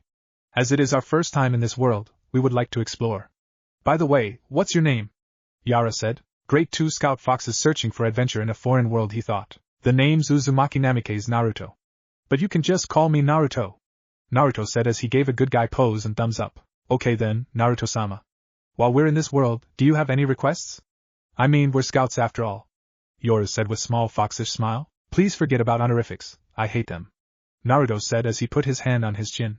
He looked to be deep in thought, before his eyes gleamed with bright light. Yes, I actually have a request for you too. As I will become a genin in the near future, I want you to gather all the information you can on possible jounin senseis. In case we're fighting, wherever, training or a test, I would really like an edge in battle.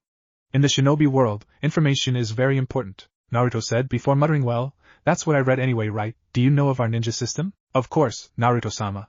We're being educated on the human world and we know how to tell the difference between the ranks. Is that all, Naruto-sama? Yoru said, emphasizing the sama. Why? Just to annoy Naruto. Naruto's eyebrow twitched. You're doing that on purpose, right? He didn't receive an answer.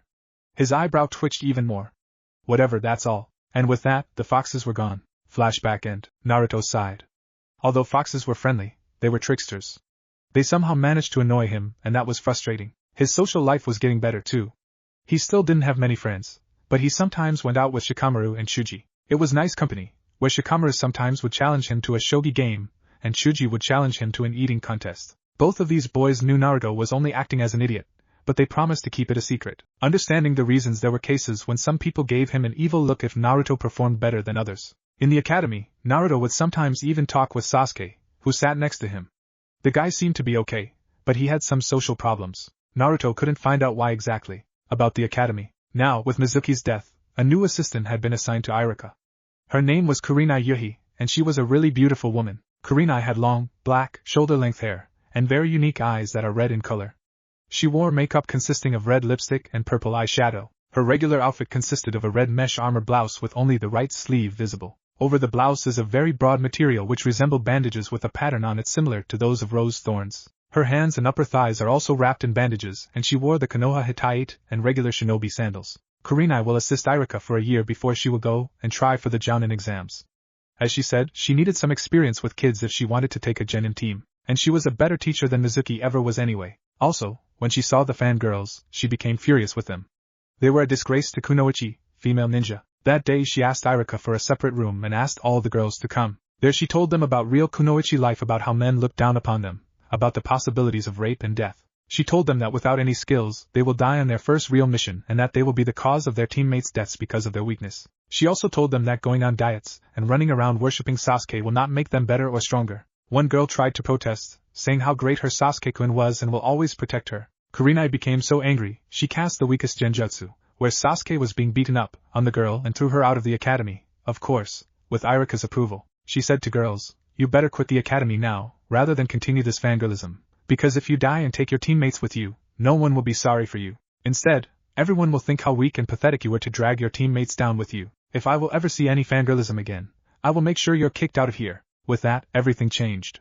The boys could see that most of the girls started to become serious about being ninja. Sakura and Ino were examples of this. Their grades became better, and they sometimes put more effort into their physical training. Both of them still loved Sasuke, but now they didn't show it so much, which Sasuke was grateful for. Some of the girls weren't impressed with Kurenai's speech and continued to fawn over their Sasuke-kun, but after some days, they never came back to school. And lastly, the villagers. Naruto didn't know why, but it was a bit more pleasant to walk on the streets. There were still many who gave him a dark glare of hate, but there also appeared some people who gave him a look of disbelief, sympathy, recognition and respect. Those were mostly of ninja families. Naruto never approached them to ask about their looks, and the people never approached him, either. Naruto still couldn't understand the reason for these looks. Naruto let out a sigh and went to his apartment. It was already late and tomorrow's a new week, meaning another boring lecture. Geez, he already knew everything the academy was teaching. Hell no, he knew more than a fresh genin would know. Time skip, 1 week. In the Hokage's office, Hamura and Koharu, 2 Konoha council elders and the Hokage's advisors, along with Hiruzen, were listening to Itachi's report. Itachi was a double agent. He was spying for the Uchiha clan by gathering various information from the council and shinobi activities towards their clan, as well as being a spy for the Hokage within the Uchiha clan. Itachi was a very loyal shinobi and loved Konoha more than his clan, and that was the reason why Itachi said everything he knew. These are really troubling reports, Itachi. Are you sure they are correct? Asked the old Hokage as Itachi finished his report. Yes, Hokage-sama. The Uchiha are planning a coup d'etat. They say the village doesn't respect them the way they should and that they don't receive the power they deserve. Itachi let out a sigh before continuing. Their attitude sometimes sickens me. Their arrogance has gone beyond normal. What will you do about it, Hiruzen? Hamura asked. Call the Uchiha clan head here. I will speak with Fugaku and try to resolve it peacefully, the Hokage answered. He really didn't like this situation, and he didn't believe peace talks will do any good any longer. You can't really believe that will work, can you? Koharu asked skeptically. What else do you suggest? Slaughter an entire clan? Questions may arise, and if the truth leaks out to the public, a civil war may start, and that's exactly what I don't want to happen. More lives to be lost, the Hokage tried to reason. True, but what if one ninja could kill an entire clan and then is marked as a missing nin? I think that's a good idea, don't you think so, Hamura? Koharu asked, ignoring the look of disbelief on Itachi's face. That is an option, but who will be foolish enough to sacrifice everything they achieved just for the sake of the village? Hamura replied. Besides, who is powerful and skillful enough to slaughter an entire Uchiha clan? There was a moment of silence. In this moment Itachi thought about his life in the village, his clan, brother and many other things. Gathering his resolve and courage, he volunteered. I will do it. I will become a missing nin in order to protect this village. The Uchiha have been causing too much trouble and a coup d'etat is the last straw, trying my patience. The Uchiha should have been honorable and be a prime example of what ninja should be like. But instead they've sank in their own arrogance. The quality of Uchiha ninja has fallen, because they rely only on the Sharingan. It's a shame to be in their clan, Itachi said with strong resolve. Basically, the Hokage and the two elders were shocked at Itachi's volunteering and his reasons. Itachi was their strongest shinobi, and it seemed he was also the most loyal. It was also surprising to see such emotions in him. But you're our best shinobi. We can't lose you, Hamura tried to reason. It doesn't matter. There's no one else who could efficiently kill an entire clan and come out alive. Furthermore, when I become a missing nin, I can protect the village from the outside. I will always be a loyal nin of the village, and I will protect it when the need will arise. All three elders smiled sadly. Itachi was such a good ninja at such a young age. But they really didn't have any choice. It seems we don't have a choice, Koharu said as she let out a sigh. We won't have any Sharingan users left in the village. It will cripple our military force. Letting them stay alive will cripple our force even more if the Uchiha will create a civil war to overthrow Hokage-sama. But I have a solution. I will keep my brother Sasuke alive. Itachi answered. Are you sure it's a good idea? After seeing what happened to his clan, he will seek revenge. He would leave the village at any chance to get more power, and would live in hatred. This situation is too familiar to me, just like the case with Orochimaru, the old Hokage sadly said. At the mention of the snake Sannin, everyone winced, except for Itachi, who kept an indifferent face. I will make sure he stays in the village for the right reasons and would not betray it. But there's a favor I will have to ask of you, Itachi said. Seeing the interested faces of the elders, he continued, do not spoil him. He will be the last Uchiha and people would offer him any help, free jutsu scrolls, free food, anything. If that happens, he would get arrogant just like the rest of the clan.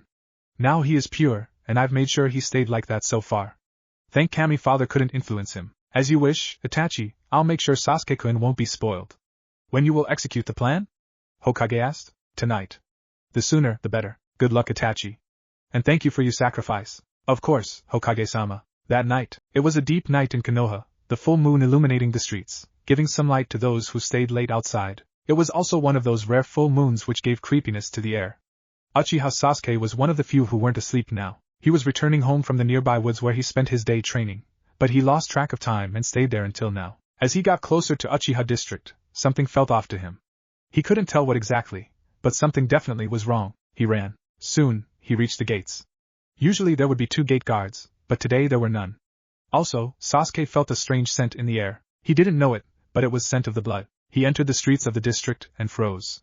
There were countless bodies laying in puddles of blood, and sometimes you could even see some insides and gore on the streets. All of them were dead. All of them. Sasuke noticed they were from Uchiha. Oh Kami, what the hell happened here? He muttered. Then he realized something too, Nisan. He feared they died as well, so Sasuke hurried back home, ignoring all the bodies.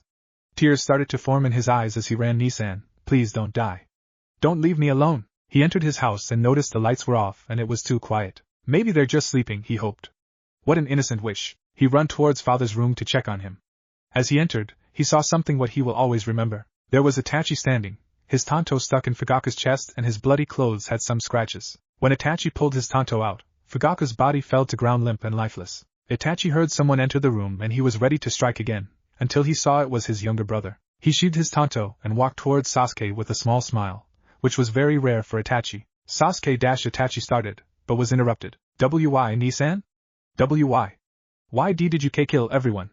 Sasuke asked, as he backed away from Itachi until finally reaching a wall. He looked into Itachi's eyes and gasped. They looked like never before. His eyes looked like Sharingan, but it was a bit different. Red eyes with some kind of pinwheel or shuriken in it. And what's with why your eyes? Itachi stopped and looked into Sasuke's eyes. I'm sorry, Ototo, but it had to be done.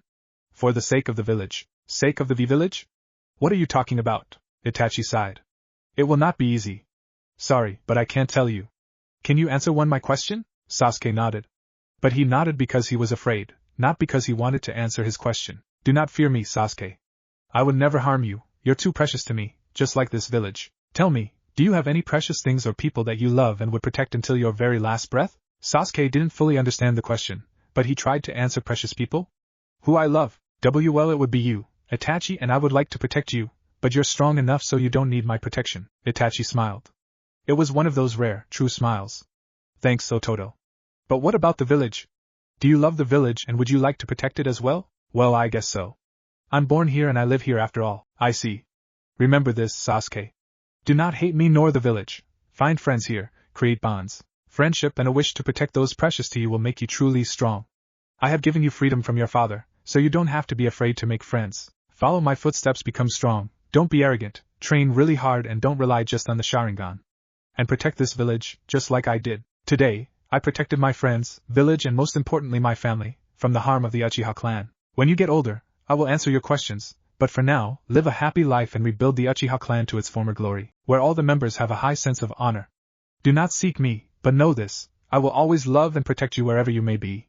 Farewell, my foolish little brother. Tsukuyami, Itachi said. The last thing Sasuke saw was a single tear coming from Itachi's eyes. Then, the world shifted to black and white with a red moon casting a red light throughout the place, creating a cloudy atmosphere with a red background. Tsukuyami world. Suddenly, Konoha appeared in the distance. Sasuke ran towards it, hoping to talk to his brother again or to get some help from the other ninjas. When he reached the gates, a sudden explosion was heard in the village. Within the seconds, all the village was aflame. No, Sasuke muttered as he backed away from the village. No, what the hell? Help! He shouted in true horror. He then turned away and ran in opposite direction until he somehow reappeared in his academy class. Hey Emo! You're late! Naruto shouted. Sasuke, what happened? It's the first time you're late to academy, Iruka asked. Sasuke couldn't believe he is here. He just saw the village burn, but nonetheless he was relieved to see them. Iruka-sensei. The village is burning. What? Don't talk nonsense. Go and sit in your place, Iruka said, a bit angry. Sasuke wanted to protest, but he couldn't because he saw a giant spear shot out from Iruka's chest, with his heart at the end, which was still beating until it stopped. Sasuke screamed in true horror. His own heart started to beat faster, and he barely could stand on his legs. He turned his head and saw how his classmates didn't even notice it. He looked at Shikamaru, who was peacefully sleeping, when suddenly Shikamaru started to scream and burn in white flames, until nothing but ash remained. Still, no one noticed it. He glanced at Ino, who was arguing with Sakura, when suddenly she exploded into blood and gore. Sasuke let out a scream and fell on his knees. He quickly looked at Naruto, who was making another prank. As he set his eyes on Naruto, the blonde was impaled by a metal spear out of nowhere, just like Iruka. Sasuke screamed again and again. For the next 10 hours everywhere he looked, he saw death. But then he realized something. It was more painful to watch them die than seeing his clan members dead. Is that what Itachi meant by precious people? He shut his eyes and felt a bit relaxed. Real world. Roughly 2 seconds has passed in the real world. Itachi saw Sasuke's eyes snap open. Itachi was relieved that his plan worked. Sasuke's eyes changed. They now had red iris, black pupil and 1 tomo in each eye around the pupil. Itachi managed to awaken Sasuke's Sharingan by giving him high emotional pain. Although Itachi tried to not be so rough so that Sasuke wouldn't have any mental damage, he still succeeded. Furthermore, he killed 2 birds with 1 stone. Not only did he awaken Sasuke's Sharingan, he also showed what he meant by precious people. I'm sorry, Sasuke, for doing this, but remember what did I told you, Itachi said. He quickly approached Sasuke and poked his forehead with his index and middle fingers. With that, Sasuke fell to the ground unconscious, and the last thing he saw was Itachi's smile. But before Sasuke could touch the ground, Itachi caught him and gently placed him on the ground. Then Itachi quickly checked his supplies and got the items he was missing from the various houses in the compound. He still had some time before other ninja would arrive. He quickly created a Kage Bunshin and sent it to the safest exit in the village. Meanwhile, the real Itachi went the opposite direction of the clone, to the village gates. Every 15 meters he would cast a strong and wide area of effect genjutsu so no one could see him. After a while, he finally reached the gates. He looked at the village for one last time before leaving. He would wander the elemental nations, gather various information and protect his village from the outside, just like one Jiraiya-sama did with Clone. When the clone finally reached the Uchiha district's east wall, he climbed over it without fear of being detected. On the other side there was a man waiting for him. The man wore a black coat with red clouds on it and an orange, spiraling mask. "So, how was it?" the man asked. "Everything was okay. No one saw me," Itachi answered. "Great, now you're officially a member of Akatsuki. Here's your coat and a ring," the masked man said and gave Itachi both belongings. Itachi didn't accept them though. "No. I'm not joining your criminal organization. I know you're not Madara Uchiha as you state. And don't even bother trying to find me, because it will be proven to be difficult, if not impossible. I'm already gone," he said and poofed out of existence. The masked man was seething with anger. He was tricked so easily. Itachi said he will join them only so he wouldn't be interrupted from anything he was doing. The man tried to find the smallest trace of Itachi's chakra, but as Itachi said, it was impossible. "You will regret this, Itachi," the man said, as he disappeared in swirl of vortex which came from his right eye. 4 days have passed since the massacre and Sasuke finally was released from the hospital. He couldn't remember how or who had taken him to the hospital, but he didn't really care. He entered the Uchiha compound and noticed that the streets were clean, without any blood or bodies. "I guess the Hokage ordered the clean up here," Sasuke muttered. He continued his way up the street and tried to ignore all the memories of that night, until he finally reached his house. He hesitated to enter, but eventually he did. He walked up the stairs and approached his room. There, on the bedtime table, was a piece of paper. Something was written on it. Sasuke took it and read, "Ototo, I'm sorry. I didn't want you to see what you saw, but I had no choice. It was my parting gift. Everything you saw that night, even the genjutsu in the end, yes, it was a genjutsu, was to awaken your Sharingan. You're now a full member of the Uchiha clan. Please don't hate me or the village or anyone else. Remember what I've told you. Make me proud and protect the village and your friends. When the time comes, I will tell you everything. Here on this table I've left some pills and a key. The key is from our clan library, where various scrolls on nin dash, tai dash, gen and kenjutsu are stored. The pills are to heal the mental damage I caused when I cast that genjutsu on you. It will also help you forget that night. Tsunade-sama, one of the Sannin, herself made them. She says the ingredients for these pills are very rare, and are to be used only in emergency. And now is the emergency, so take them. Take care, Sasuke. I love you, your Nizan, Itachi." When Sasuke finished reading, he smiled. That night he thought Itachi had turned into an emotionless murderer, but that wasn't the case. He took the pills and he felt how the headache began to fade. Sasuke then decided to see what's in the library. Maybe he would pick up something interesting and train. He didn't have anything better to do anyway. Time skip, 2 weeks. Naruto was trying to find Sasuke. The only problem was that he didn't know where to look for him, so he just wandered the village aimlessly in the hope of finding him. The reason he wanted to find him was just to talk. Everyone knew about the Uchiha massacre. Sasuke was now alone, without a family, even without friends, and he couldn't understand why Sasuke never tried to make friends, but he guessed it had something to do with the Uchiha arrogance and pride. Still, Naruto knew how it was to be alone, and he just wanted to help his classmate. Maybe they will finally become friends, seeing as how they shared the same situation. After 2 hours of searching, he subconsciously reached the Uchiha district's lake. He couldn't even remember how he came here. It looked like he had spaced out while walking around the village. It was a beautiful place, though. Various flora surrounded the lake. It would be fascinating to see sunset here. The lake was pretty big. There also was a footbridge that reached 1 mile into the lake. At the end of the bridge was a lonely figure sitting, its feet in the water. Naruto sighed. He finally found the person he was looking for. After 5 minutes of slight jogging, he finally reached Sasuke. He heard how he was panting a little. As he finally reached him, he shouted, "Hey, Emo." Sasuke didn't even need to turn around to see who was calling for him. Only one person called him Emo. "I'm not Emo, though." "What do you want?" "Well, you act like an emo." "I just wanted to see how are you doing after what happened." "You seem more distant than before," Naruto said. He always cared for his classmates, especially after the incident with Mizuki. Even for an emo like Sasuke, "I'm fine." "Now leave me alone," Sasuke shot back. It was still painful for him to talk about that night. He felt better about it, after he took the pills, but it was still sore subject for him. "Geez, Sasuke. If you continue to act that way, you will feel worse than now," Naruto said seriously. He didn't want anyone to feel what he felt, total loneliness. "What would you know? You don't know how it is to lose your family. Yours is still L." He then stopped. He remembered that Naruto didn't have parents at all. Naruto even didn't know who they were or how they looked like. No one knew, but Sasuke didn't like to make people feel bad if they didn't have family. "Sorry.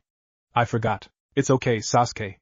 I've already accepted that fact." He paused for a second, thinking of his next words. "Sasuke, you're right." Sasuke turned around and looked at him curiously. Naruto almost never acknowledged him. Naruto continued, "I don't know how it is to lose family, but I do know how it is to be alone. I know how it is to be without loved ones, friends or family. I know how it is to go home, knowing that no one is waiting for you. I know the loneliness, Sasuke. You can't imagine how it is to live like that for 9 years. But unlike you, Sasuke, I was also hated and despised. I don't even want to remember my past, because there was a period when I wanted to hurt everyone who hurt me. I even wanted to die or run away from the village, but then I entered the academy. But even there I couldn't make friends, because parents told their children to stay away from one Naruto Uzumaki. Then I started to do pranks just to be noticed. Until the trip. There, I finally befriended Shikamaru and Choji, and I even got to know you a little, although you still seemed distant. I guess it was Uchiha pride and arrogance. There, when Mizuki betrayed us, I was afraid for everyone. I didn't want them to be hurt. My wish was to protect them, to protect my precious people. Iruka-sensei, who is like an older brother to me, and my new friends. I then awakened my power. It was me who saved everyone that day. Sasuke, if you continue to ignore everyone and stay alone, you will go mad. One day, you will just turn your back on the village and do something wrong. I don't really think it's something you would like to do, or any of your family would like you to do. With his speech finished, he put his hands behind his head in a relaxed manner, turned around and slowly started to walk away. He really hoped his words would reach Sasuke. Sasuke was shocked by Naruto's speech. Naruto was supposed to be an idiot, and here he was hearing such words from him. He was shocked to hear how Naruto felt in the past, although he partly knew his past. And again, he was shocked because Itachi had told him very similar words. Get stronger by protecting your precious people, make friends, loneliness. And what was that power Naruto told him about? He thought maybe Itachi was right. He will give it a shot. He will try to make friends. Maybe it will help him to forget that night. Maybe what Naruto said about hurting someone out of loneliness was true. Maybe he will get stronger by making bonds. Too many maybes. He decided to try. And he will start today, with Naruto. After all, Naruto was the only one he had talked to the most. And who knew loneliness? Naruto, wait, Sasuke called out. Naruto stopped and turned his head, curious about what the emo wanted now. He didn't believe his words reached him that fast. Yes? I was afraid to make friends, Sasuke muttered. Naruto barely heard him. Huh? Afraid? Why? Naruto asked, now fully turning and facing the still-sitting Sasuke. I wanted to make friends, but I was afraid of my father. My clan was not how it used to be. In the past, the Uchiha clan was noble, powerful, and had a sense of honor. But now, they wanted more power, wealth, and whatsoever. The Uchiha were now so arrogant. I wanted to make friends, wanted to be like everyone else, but my father told me not to make contact with low-class people. He said that other than the Hyuga, no one was worth our time, and interacting with low-class people in a friendly manner was beneath us. He said it was a disgrace to our clan. I really didn't believe him, but my brother, Itachi, he said not to fear my father and to make friends, but I was afraid. My father was a powerful man, and he had a short temper. And I didn't want to bring shame to my clan. Sasuke explained. This was the first time he had ever told anyone about that. It felt somehow relieving, so that's why Sasuke was so cold to everyone. Now he finally understood. Well, that's just plain stupid. Look at what happened to them, they died of their own arrogance. For some reason I've never liked the Uchiha anyway. Seeing the sad look on Sasuke's face, he thought he said something wrong. Sorry. No, it's okay. I agree with you. I didn't like the clan either. Actually, I'm kind of happy they are dead. Seeing Naruto's surprised look, he elaborated as he stood up. Now I'm finally free.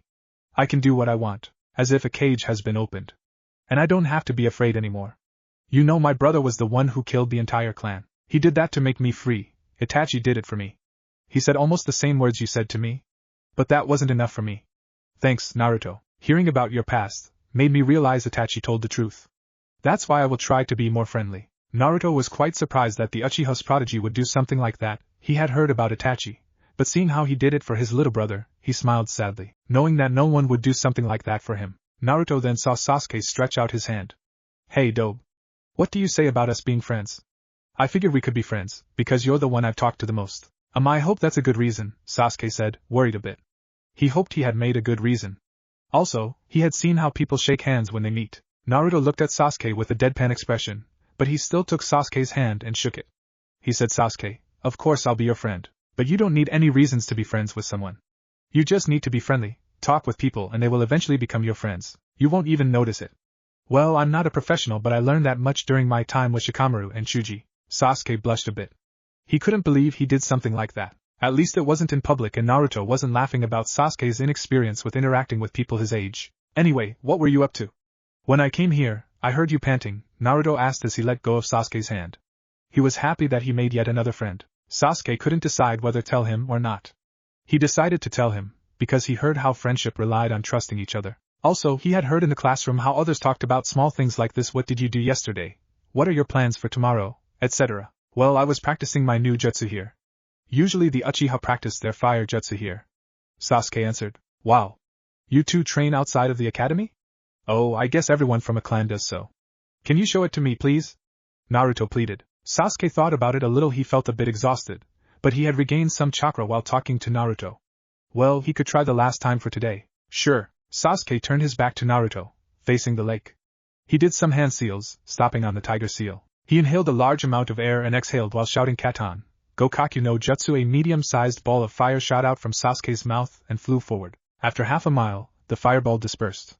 Sasuke was holding his knees, bent forward and panted heavily. It was the last chakra he could use for today without fainting from chakra exhaustion. After the entire day he couldn't improve, every time one and the same result. And there was no one who could tell what his problem was. Not bad, Sasuke, Naruto said. Sasuke turned around. He wanted to ask Naruto to elaborate what did he meant by not bad. Surely, Naruto couldn't do better. But what he saw made his jaw drop. And Naruto, why your eyes? Sasuke muttered between the panting. Sasuke was staring into Naruto's Rinnegan. Huh? Oh. You remember when I told you about the power I awakened on the trip? After receiving short nod from Sasuke, he continued, well, I awakened the Rinnegan. Our Rinnegan?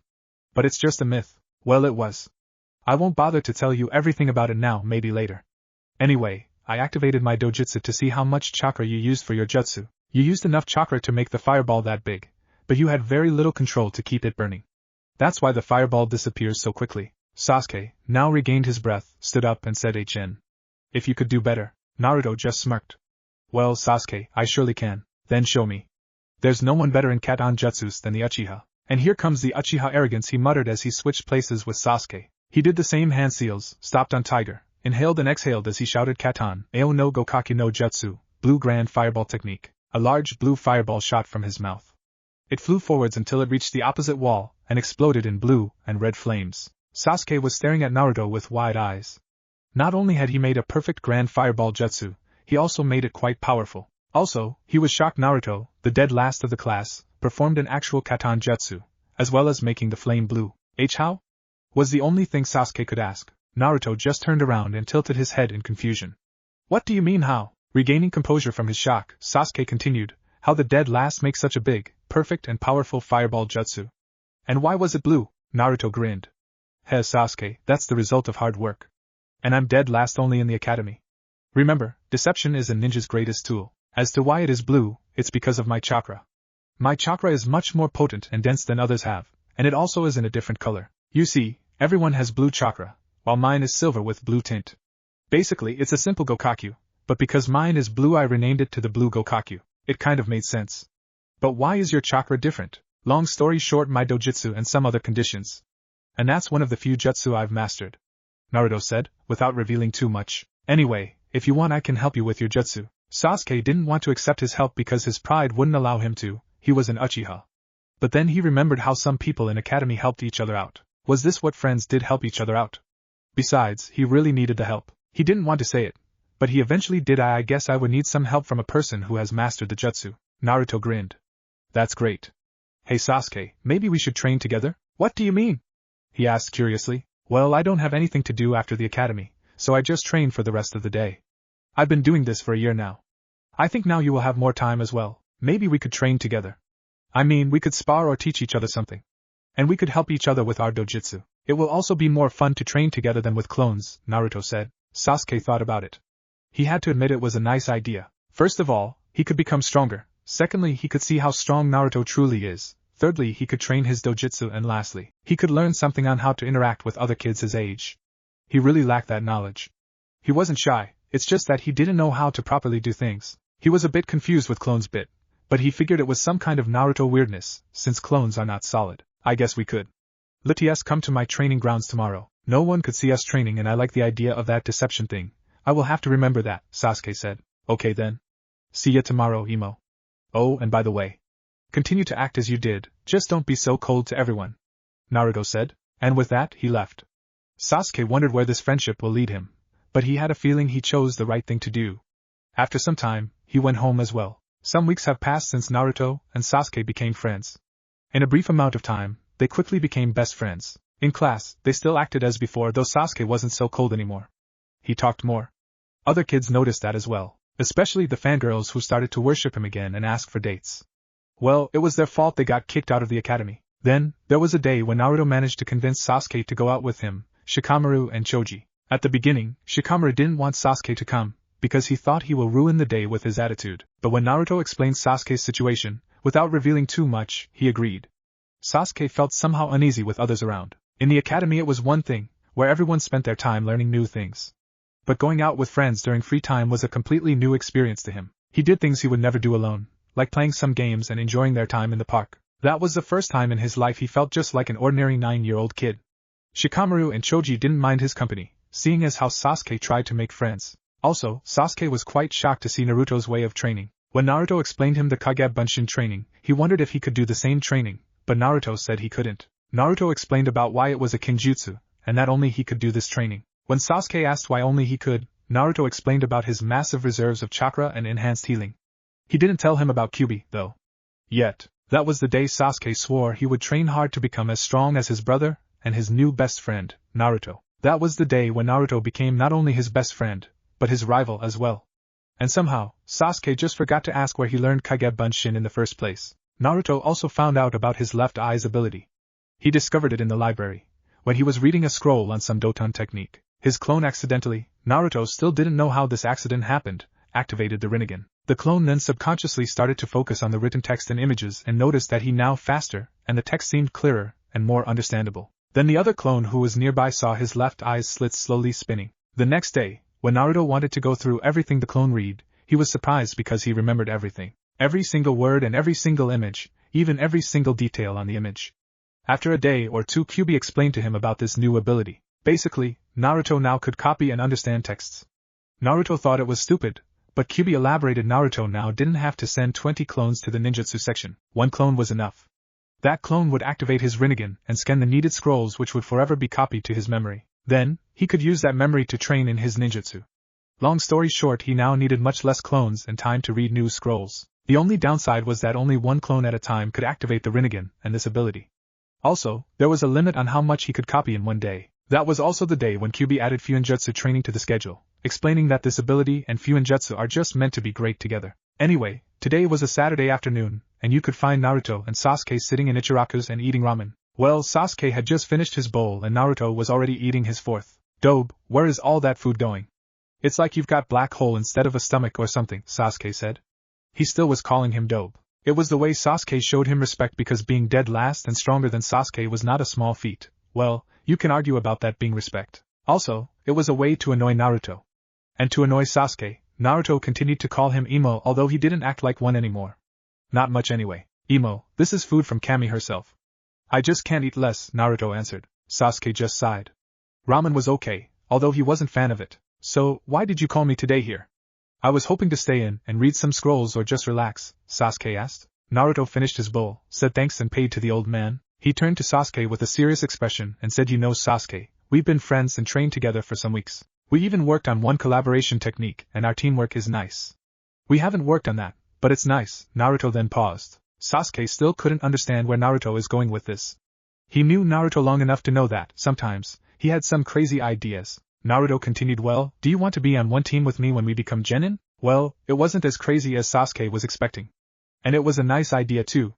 They were both strongest in their class and they worked well together. He had an addition to this idea, it's a nice idea, but I've got better. Well, that made Naruto interested.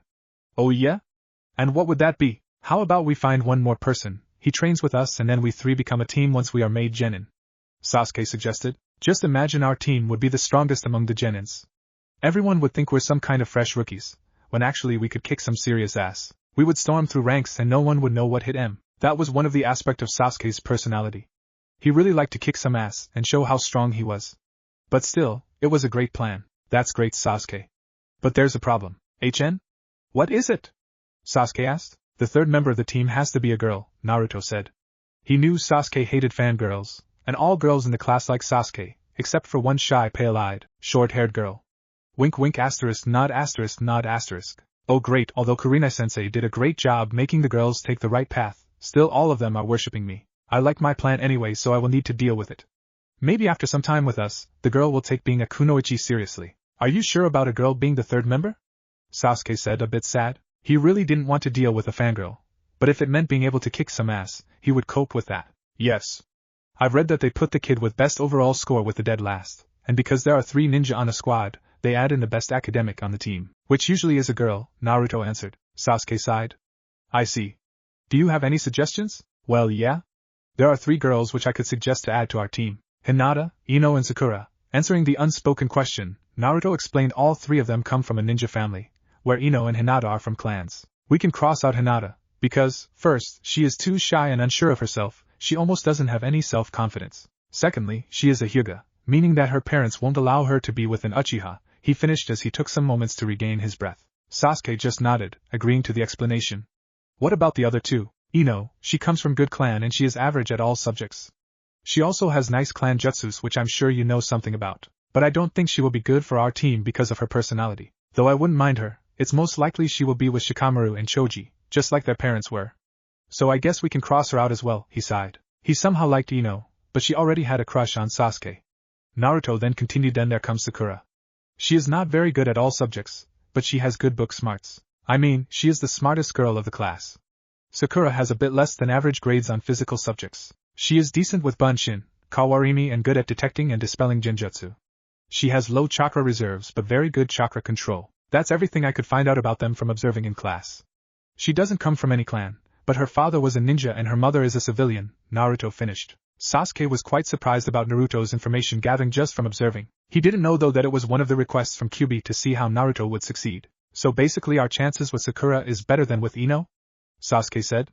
You could barely notice the smile on his lips, but of course it didn't go unnoticed by Naruto. Yeah, and I think it's our best option. She is not as loud and bossy as Ino is. Also, I feel she has some kind of hidden power, Naruto said. And of course he didn't mention that it was Kyuubi who sensed some kind of hidden power in the girl. But Sasuke didn't need to know that for now. HN? Hidden power? What do you mean? Sasuke asked. Well, I'm not sure, but you better believe me. I think she has some kind of hidden bloodline or something like that. I think Sakura would be an interesting addition to our team, and I'm sure you would like it, Naruto said with a smirk. What do you mean? Oh, don't give me that crap. I've seen how you look at her in class sometimes. So you like one of your fangirls after all, Imo? Naruto said in teasing voice. Sasuke barely blushed as he shouted, Shut up, Dobe, it's not true. I just like pink color. She is weak and I only like strong and determined girls. Yeah, right. Isn't she determined enough to be your girlfriend? I think that's enough determination, Naruto countered. He enjoyed the small twitch in Sasuke's eyebrow. And what about you? I've seen how you look at Ino sometimes. What about her? Don't you want her on our team? Sasuke asked. He thought it was a good counter for Naruto, but that wasn't the case. Naruto shrugged. Well, at least I'm not shy to admit I somehow like her. And yes, I would like her on our team, but it won't work. First, because she is way too bossy, and her fangirlism will be harder to cure. Sasuke sighed. Naruto was almost always calm and it was hard to get under his skin, almost just like Itachi. But he had a point about Ino. Sakura was their only choice. Plus, he was intrigued by this hidden power Naruto spoke of. Although he didn't like fangirls, he would give Sakura a chance, and that's only because she had a pink hair fine then. Shall we approach her on Monday? Yes. The sooner, the better, Naruto said. Okay then, see you on Monday, Dobe. See ya, Imo. And with that they left to their separate homes.